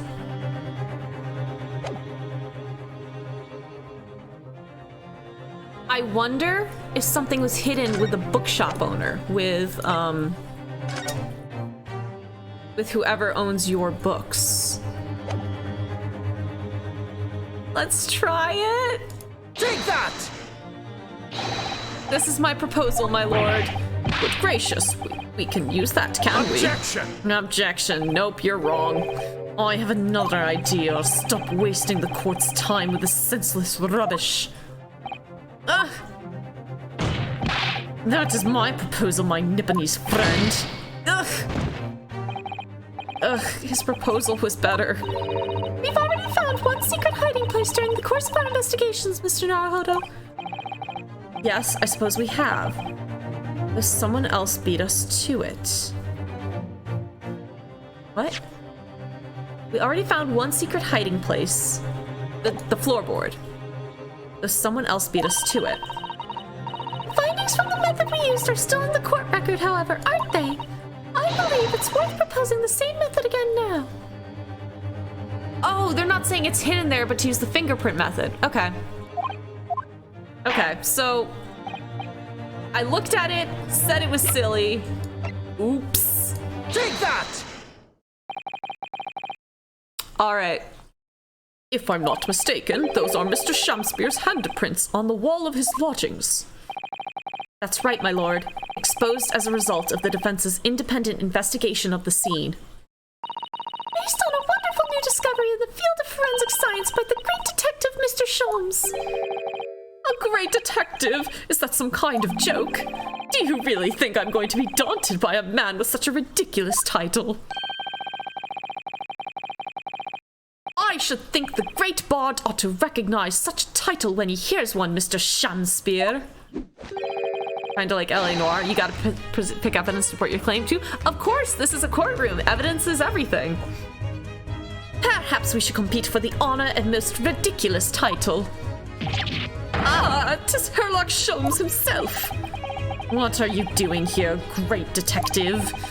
Your usual haunts are the filthy back streets of the capital, are they not?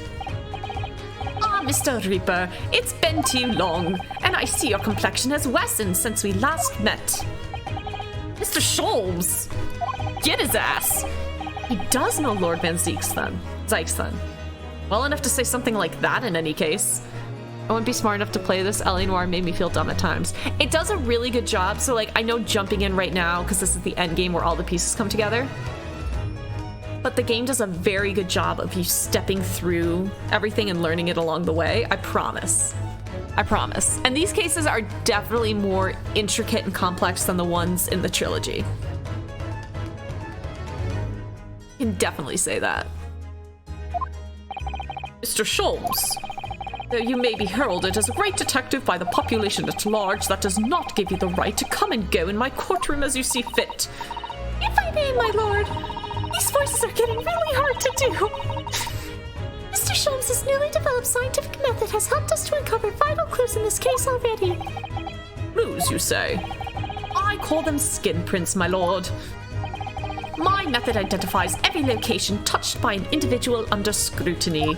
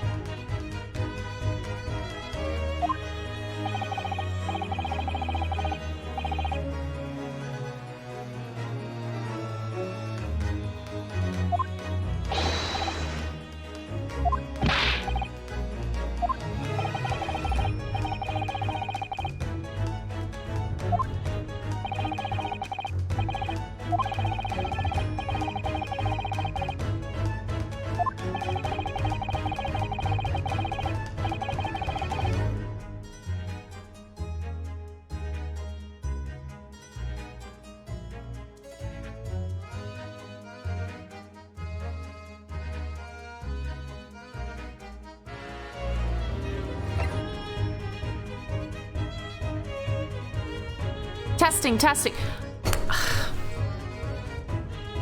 It's either OBS or this cable. Thank you for letting me know, Volwing. This cable, like, it was supposed to be a really good one, but I can feel it starting to wobble a bit. And also I've been having super issues with the OBS, so I think it's a combination of the two. Thank you for letting me know. Okay, Okay. You need only a small sample of something the individual has previously touched to make an indicator solution. In your case, sir, I used the teacup you have been holding. Elementary. So now, Mr. Naruhodo. Yes? What am I to use as a sample to make the indicator solution this time? Thank you for offering to help, Mr. Sholmes. When the convict was arrested, he was living in what is now Sosuke-san's room. You need a sample to help locate Selden's loot that is hidden in his old room. What form will the sample take?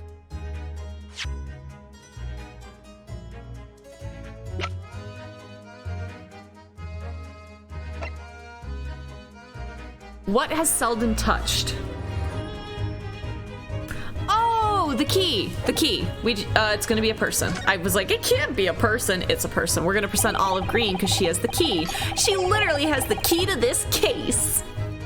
We will need something of Selden's in order to create the indicator solution to find his loot.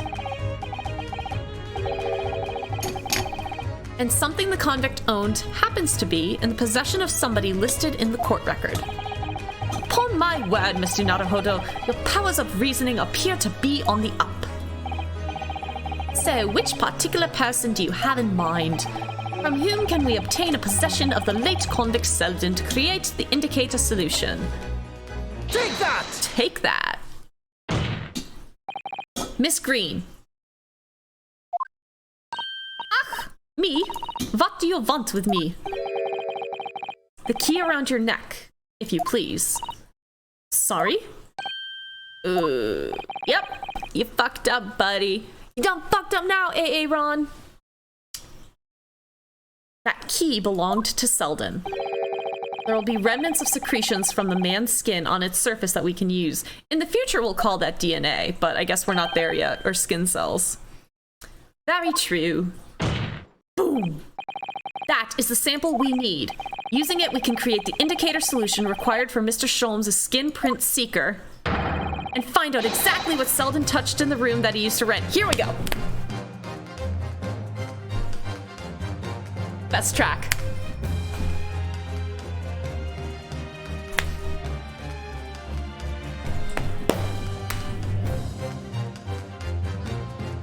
The soundtrack is so good, guys. It's so good. And, like, they do such a good job of reserving this only for very intense moments like this, where, like, it's the final blow, and it feels so good. So good. Ah! Mr. Shamsbeard, as one great to another, I assure you, if the late convict's haul is hidden somewhere in his former lodgings, I shall uncover it in no more than 30 minutes. Yes, Volwing. We're bopping. We're bopping. We're bopping. Where's the Manderpog face? There we go. Manderpog. Ugh. So, Mr. Shamspear, the truth is well within our grasp now, and as such, you will never get your hands on Selden's stolen wealth. Sir, your eyeliner's running. In that case, I'll gladly let Mr. Sholmes have this key. No, give the key to me! The detective shan't have it! Shut the fuck up! It's over, Mr. Shamspear. No, no! You're out of options now. There's only one thing left for you to do. Admit your guilt. Whoa. Oh, shameful spear, despair! Be thy name! Who is shooting confetti at him?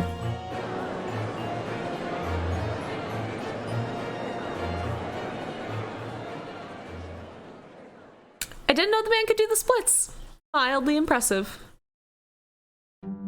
Oh, you lost all your buttons and shit. I never intended to kill the man. I just I just wanted to drive him out of the room, that's all. So that's why you did it twice, dumbass? So you'd have time to find the convict's haul of stolen goods? Yet after you'd killed the young man, you still didn't move into the room. I asked the landlord, of course. I pleaded with him, but he refused. Why? Because I'm a piece of shit. Oh, I mean, yeah, that too. I was 3 months behind with the rent, for one thing. Dr. Garradeb really has had a lot to put up with. And he had the gas repair work done immediately afterwards, putting the room out of action for a while. And then, this Japanese man swooped in at just the right moment to sign the new lease. Mr. Natsume, what unfortunate timing! Then, 5 days ago, after the incident on Briar Road when the Japanese fellow got himself arrested, I thought I'd finally have my chance, but it wasn't to be. No, the scene was sealed off and guarded by the police night and day. And if I remember rightly, Mr. Sholmes spent the whole day in there reading books. It's true! We thought that was just a throwaway line. I couldn't even enter the room, let alone search for the loot. Which is why on the day Mr. Natsume was acquitted and returned to his room, you once again tried your trick of blowing air into the gas pipe that feeds the stove in his room. Unbeknownst to you, however, that action would lead you into a deadly trap. I wish he had died. Olive, you did the right thing, don't even worry. William Shakespeare, how does it go? To be or not to be? That is the question. From Shakespeare's Hamlet, Act 3, Scene 1. Well, let me tell you, in your case, it's not to be. That is the answer. You deserve to die for what you've done. Look, she ain't wrong.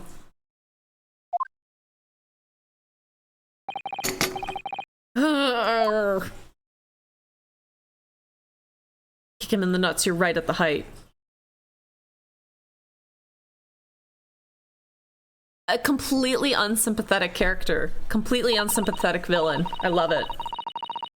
At first, I really did think it was just a terrible accident. I'll never forget our conversations the night before Duncan died.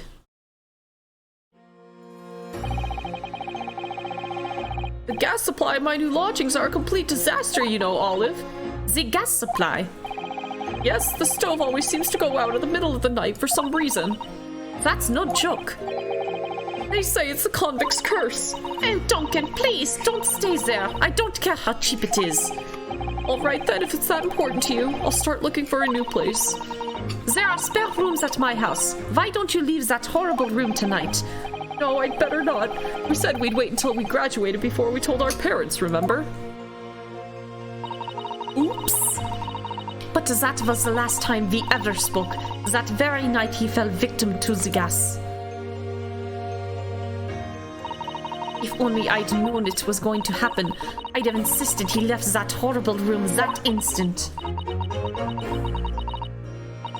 But instead, all I've been left with is bitter regret. I stopped going to school, but something kept drawing me back to the house on Briar Road. I saw a stooped Eastern-looking man with a mustache coming out of the house one day when I was there. He walked up the road to Grubb's Grubbery for some food, so I followed him and sat myself down next to him. He had some watery-looking soup and started to pick a quarrel with the publican. That place is cursed, I tell you, cursed! The ghost of that convict who used to live there is trying to suffocate me! I wake up in the middle of the night, freezing to death because the stove has gone out. That room is full of gas and I can hardly breathe. But the pipes have been checked, no problem there. It's like I'm the problem, that's what they're thinking. But how could that be? Duncan was gone and now this man had almost suffered the same fate. Could it really be a curse? Then I remembered. A rumor I'd heard about how the gas companies go around investigating the gas installations. A rumor? Ah, you mean? Yeah, everyone's heard the stories, it seems, about how they go around checking the pipes. how anything connected to the gas can be extinguished by blowing air into the pipework. That's when it started.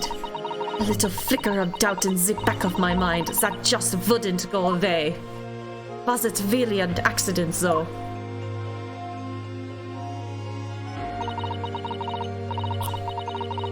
Once I'd had the idea, it wouldn't leave me alone. It plagued me day and night. Nicht. So I bought this at one of the black markets in the East End. A black market? I'd never been. I'd just heard people talk about them. And you really can buy anything you can think of there. In some ways, being able to get my hands on this so easily made me even more determined. I had to find out one way or another. Was Duncan's death an accident? Or was it murder?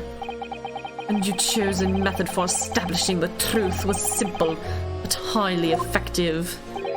Smear poison on the gas pipe you suspected the man of tampering with. Wait.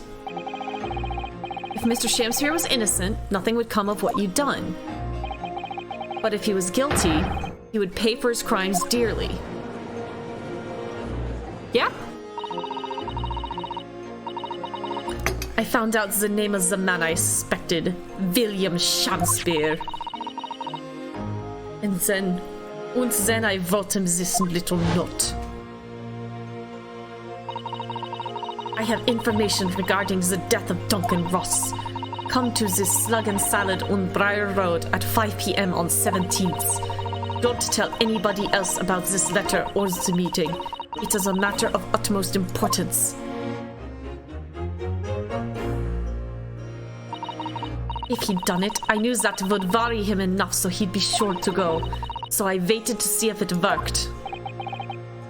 Boss, Mr. Shamsphere followed the instructions to the letter.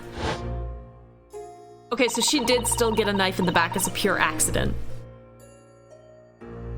I worked out where the gas pipe was straight away. So I smeared a good amount of the poison I bought all around the mouth of the pipe. All the time praying that the devil's work wouldn't be done, and that it was all just some wild fantasy. Actually, nine. All the time praying that the devil's work would be done, and that the culprit would get his just deserts. Said deserts, but we'll go with it.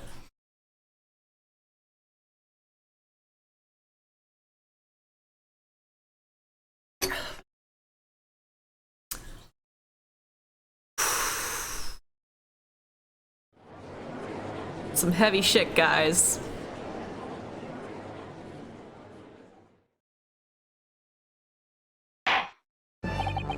"3 days ago, when you were first stood in the dock before me, this whole affair seemed relatively straightforward. Yes, my lord. I certainly never imagined the depths of depravity that we should subsequently find lurking behind the scenes. It has been a long road, my Nibonese friend." Oh, yes. Put your hand away, bitch. And one I certainly didn't envisage walking with you. What are we now? Can we hold hands? Nevertheless, together we have reached the light at the end of the tunnel, as it were. Miss Green. Yeah, my lord. You will henceforth be stripped of your freedom, as punishment for the attempted murder of Mr. William Shamsphere. Yeah, I know. And you, Mr. Shamsphere, you will be tried for the murder of Mr. Duncan Ross in cold blood, and the subsequent attempted murder of Mr. Sosuke Natsume here present.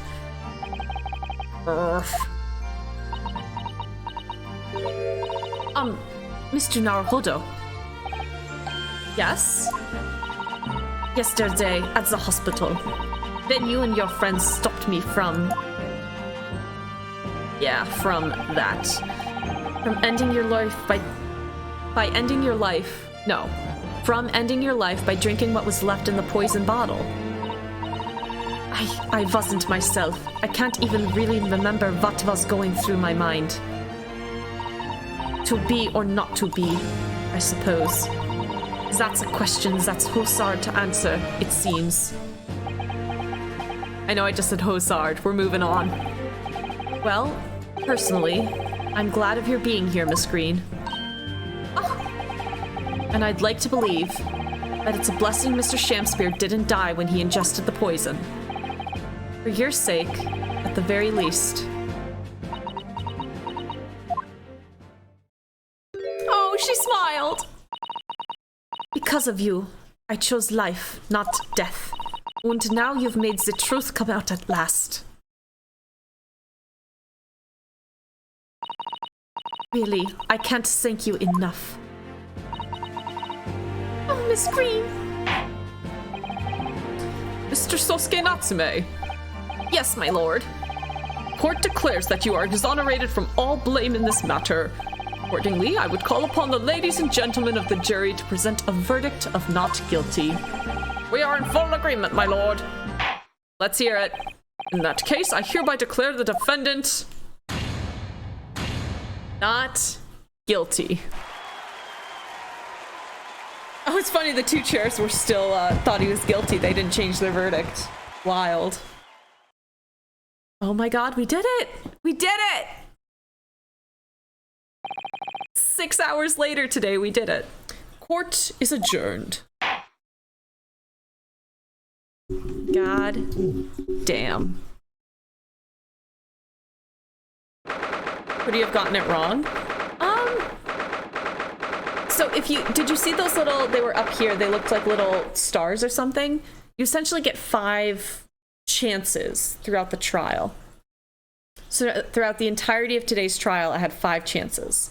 And whenever you get something wrong, you lose one of those chances. If you use all 5 up, the judge just stops it, says like, you've gone far enough, you've messed up too many times, like you've burnt all your chances, the court finds the defendant guilty. So it does that, but then it starts you over from a save point right before. So it starts you over from the last like decision you had to make, but you get 1 star. So you really don't want to lose chances early on in the trial, because it can bite you in the end trial when, especially in some of the AA games, some of the later decisions you'll make like on the last day of the trial when it's a super big accusation, it'll be worth like 2 or 3 or even all 5 stars. So, you know, it amps up the tension. That's why I was constantly going like this and clicking save and saving into my save slot there. But it's fine. We made it through. Ooh, 3:24 p.m. The Old Bailey Defendant's Antechamber. Skull cry. Oh, yes. Yes, at last. Divine justice duly done. Divine justice? My dear fellow, if there were any divine justice in this world, you would shave that moustache. No, this has nothing to do with my moustache. Case closed indeed. Some say that a luxuriant moustache is a sign of physical prowess, Mr. Sholmes. Locum student Mr. Naruhodo Esquire. Once again, you saved me from doom! I'm very happy to have been able to help, Mr. Natsume. Congratulations on your acquittal. You're second in almost as many days. Can you please stop getting wrapped up in attempted murder cases? I was first acquainted with and gained affection for English literature whilst in our great homeland empire. And then, by a twist of fate, I was brought to the land that bore the fruit of that literature. Only, city of bricks and mortar became my prison. Try as I might, I never found my feet here. In the end, I confined myself to my room and lived life through friendly old books. Had such a difficult time, haven't you? Ah, but a week ago now, I dragged you out to that dark and dingy room of yours, did I not? Yeah, you accused him of attempted murder. You did, and I've seen more of life in this week than in all my years to date. And for the first time, I feel I've begun to see the true face of the English that's so far been hiding from me behind the wall of fog. Oh, this is why these two get shipped together. My dear fellow, there's nothing special about the true face of the English, as you put it. Wheresoever one goes in the world, humans are human. There are few genuine differences. Yes, I think you're right. I finally started to see that, and I've come to understand something. I've worked out why I was... Oopsie, it's 12:30. Whoopee! I've worked out why I was attracted to English literature in the first place.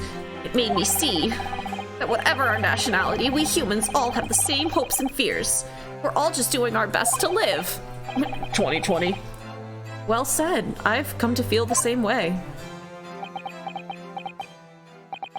I've made a decision too. I'm going to cut short my study tour here and return to Japan. What? Just when we become friends here in England. What a terrible shame. Oh, I know. That does tug at my heartstrings. It really does. But I've decided I'd like to take everything I've learned here in Britain and write something of my own. A novel of sorts, I suppose. Oh my, so you'll be creating your own literature, Mr. Natsume. Oh, wonderful. Oh, well, no, I mean, I wouldn't presume to call it literature. Following with the Tier 1 subscription. What a joyful way to end the stream. Thank you so much. That is really kind of you. Thank you. Thank you very much. Enjoy all the emotes. I'll be adding at least... I think we have at least one Tier 1 slot open. So I have at least one I want to add in there. Yeah, thank you. Quality content. Oh. Thank you kindly. Why not, when that is precisely the definition, Mr. Moustache? I suppose you're right, yes. Yeah, there you go. Look at all those. Look at all those emotes. I think you also have access to the follower ones, right? You should have access to both now. Unless you're on mobile. Apparently the follower emotes don't work on mobile. Thanks, Twitch. I suppose you're right, yes. It will, in a way, be literature. But as of now, all I know is that I'd like to try my hand at writing. I have no delusions of grandeur. I'm just going to write fan fiction. I, for one, would love to read your work. Well, all things considered, it may be for the best. After all, you have once again emerged victorious from a battle with the Reaper. Yeah, let's not go for the hat trick, okay? Yeah, I'm on my iPad. Damn. Yeah, for some reason, the follower emotes only work on mobile, so I might be moving some shit around again. We'll see. Ah, that's very true. There is no salvation for a person in the dock when the Reaper is the prosecutor. The desire to return post-haste to the perceived safety of your homeland is one I quite understand. Can't mod on mobile either? I think Haley and Azure have been able to so far. I also think they left us. Oops, I missed that line, Susato.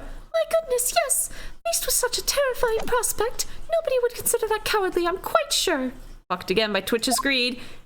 Yup. I don't know, I'm just here to play video games and hopefully entertain people, so... You know, if I get money out of it, that's cool. But basically the sub points just let me make more badges that people can use, or emotes. So the emotes are kind of whatever people want. Very limited on what you can do mobile. True. What do you mean, viewer? Why don't you have a computer? Why do you only have an iPhone? But that's not why I'm leaving. I mean it. He gave an objection. That's cute. And that was the case that we found ourselves embroiled in 6 months ago now. So yeah, this was all a flashback to this case. Sosuke-san did indeed return to Japan and submitted a report about both cases to the government. It was on reading that report that Professor Migatoba was prompted to visit the scholar. And barely any time later, Susato-san was given the news that she must return to Japan as well, on the back of a telegram stating falsely that her father had fallen gravely ill. The only possible explanation that comes to mind is what happened after the trial on the following day. Oh no. The day that we uncovered the loot hidden by the now deceased convict in his former lodgings. I feel like you should have done it that day, given that it was like formally released to the public where the loot was now. Anyway, so now we're in this supposedly haunted room. Oh, well done, Mr. Sholmes. How simply marvelous of you to uncover the secret hiding place in just one day. Wasn't it supposed to take 30 minutes? As I believe I told you, my dear fellows, skin prints are extremely useful in such situations. Wouldn't you agree, Gregson? Why is he here? Oh, police presence, yeah. Rexy's been happily munching in agreement this whole time, you know, Hurley. Happily, I think perhaps humorously might be closer to the truth. So, it transpires the man fashioned a hiding place in the ceiling. What's in it? What exactly is the loot? Let us look then if you're ready. Let's examine the late burglar's hole. I'm very curious what it is. What is that? What was he eating? Fish and chips! Because England. That's blood. What?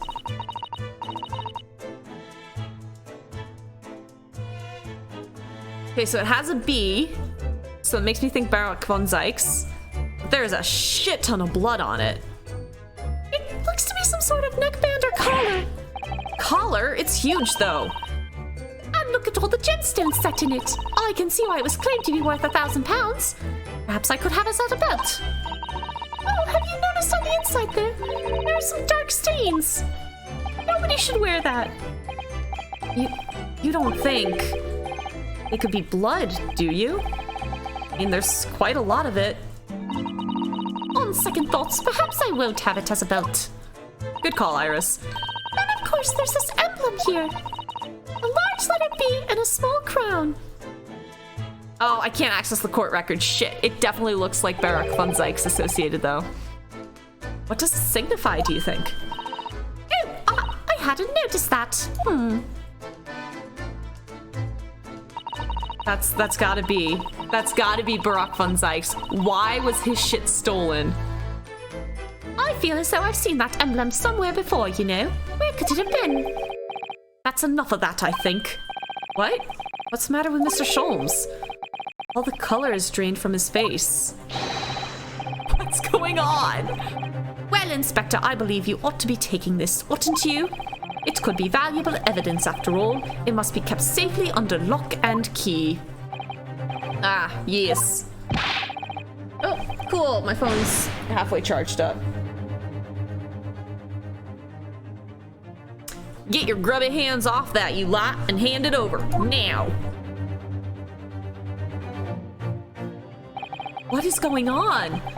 I'd never seen a collar that large before. All those jewels certainly look to be extremely valuable. That's not what stood out the most for me, at least not once I'd noticed it. Those dark marks on the inside of the collar. Those stains. Could they really have been blood? I mean, probably. It's an Ace Attorney game. It's definitely blood. Well, that was a funny case, wasn't it? But it's all buttoned up now. Case closed. And you look very pleased, Iris. Iris is Sholmes's adoptive daughter, sort of. They're flatmates. And she is way smarter than he is. I am, because I was starting to wonder what I could use as the basis of this month's story in the magazine. So she's also the one who writes all of the Herlock Sholmes stories and then sends them to the press to get published. Which is why Herlock is so famous. But this case will be perfect. It's been so fascinating. Talking about the latest installment, typo, of the Adventures of Herlock Sholmes, I presume. The mystery of the knife in the mist, and the moustached man and the convict's curse, perhaps. They're flatmates. It's like roommates, but they're called flatmates in Britain. I could make it a two-part story. Oh, I can't wait. There's a lot of high-pitched voices. A word, please, Iris. Yes, what is it, Hurley? I'm sorry, but you can't write about this case. It's out of the question. Well, why not? It's a great case. Then I shall have to insist that you limit yourself to the first of your two titles, Second must never be written. Is that clear? Damn, bitch. Yes. You made your daughter cry, you asshole. What the hell is that about? And so it was that the second of Souseki-san's cases became buried in obscurity. Okay, Naruhodo's just gonna take over for me. All right, that's fine. Now, looking back, I feel I understand. And I can see why Mr. Sholmes forbade Iris from publishing the story. It would take a little longer before I saw the link between everything that had happened and would happen. For it wasn't until 2 months after the arrival of Susato-san's letter that events began to unfurl again, with an incident that took place at the very heart of the eagerly awaited Great Exhibition of London. Okay, we're finally getting to that.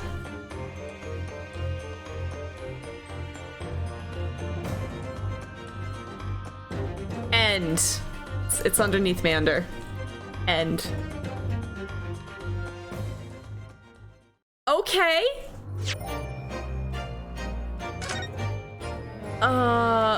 We still don't know why Ryu isn't practicing law anymore, though. Return of the Great Departed Soul. Okay. So this is the Great Exhibition in London. It was a big, I think it was 1900 that there was going to be this big exhibition in London, kind of showing all the new technology of the moment. Achievement unlocked. Yeah, you get that every time you unlock a case. So all of these cases always start with a cutscene. And no matter how long the stream has been, I'd like to end the stream with watching the cutscene for the next case. So, for example, this case opened with them reading the book of Susato's notes, and Ryu was like, well, I have all the time in the world to review this case. After all, I'm not allowed to practice law anymore. And we got no answer as to why that is. So let's see if we get more questions that won't be answered. Episode 3, The Return of the Great Departed Soul. Yes.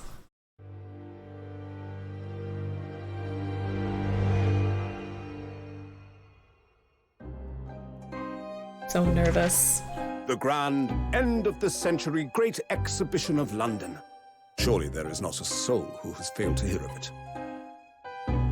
Wondrous new works of culture and industry from every corner of the globe had converged on Hyde Park,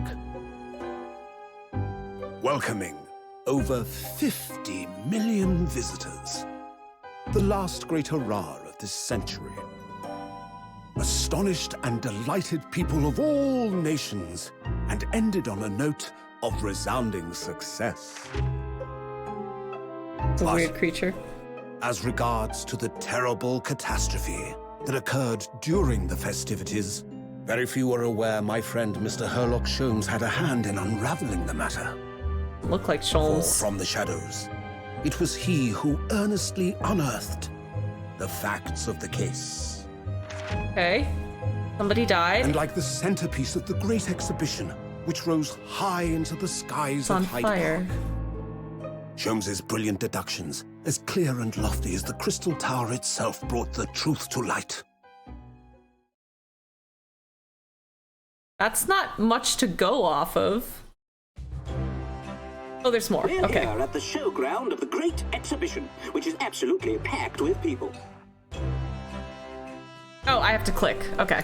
The weather is unusually fine, and we're about to witness a most extraordinary scientific experiment. Uh-oh.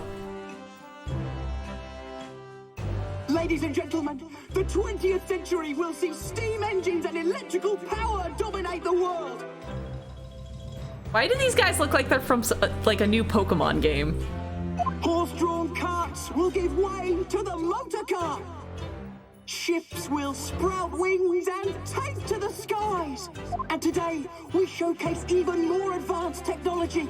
A glimpse into the future. A world of climate change! And horrible emissions and disastrous weather events. A world first. A demonstration of my super high voltage instantaneous kinesis machine. What?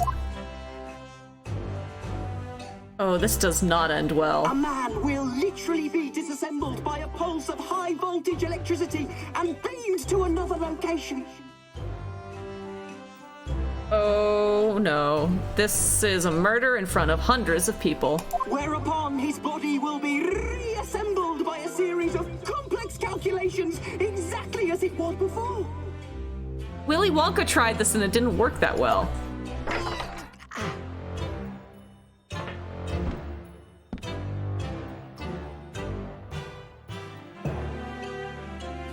Fly all over again. Oh, he's such an eager little scientist. I love him. In but a few moments from now, these gentlemen will, in the blink of an eye, complete an incredible journey through the air. To arrive an instant later on the Crystal Tower behind you! This man dead. Yeet.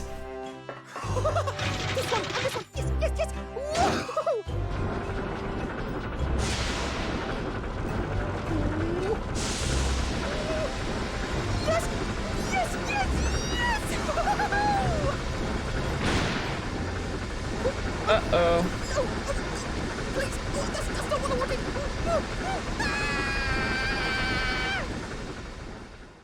So which one do we think died?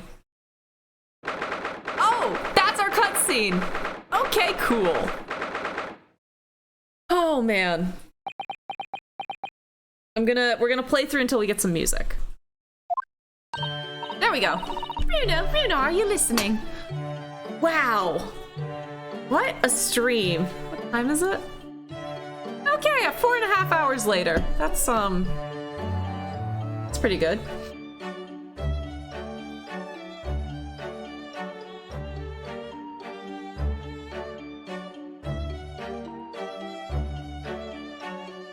What's the crime here? I mean, I think clearly someone is killed. Even if it's unintentionally.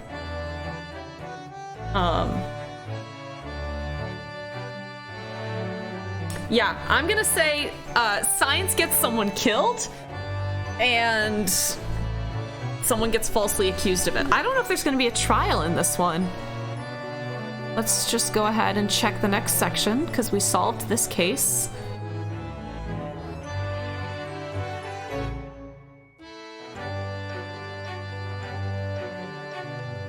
Okay. I wanted to see... Oh no, there is a trial. Wait.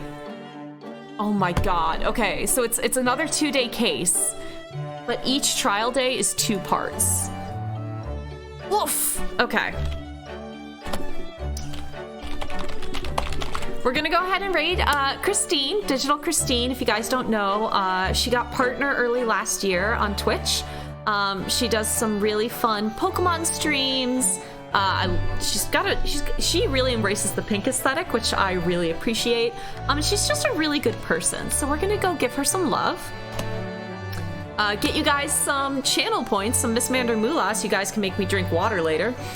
And I will be live tomorrow at 8 p.m. Central. 8 p.m. Central time. So for me right now, it's almost 1 o'clock. So,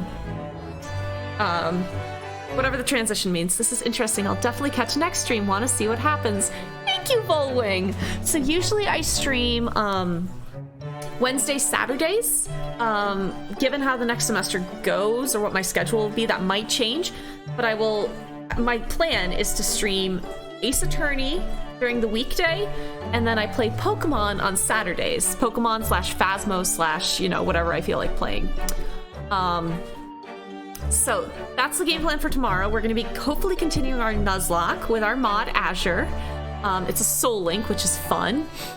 And yeah, I'll probably figure out during that stream when we'll be back with Ace Attorney. So yeah, so let's go ahead and raid, and I will see you guys 8 p.m. tomorrow. Thank you again for the follow and the sub, Volwing. That was really kind of you. Everyone, go get some water. Get a good night's sleep, take care of yourselves, so you can be in fighting form for tomorrow's stream. Have a good night, guys.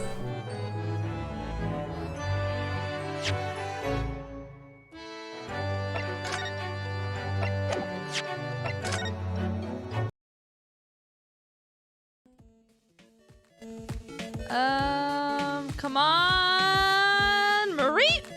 No, stop. Miss Mander. Are you kidding me right now? Thank you so much for the raid.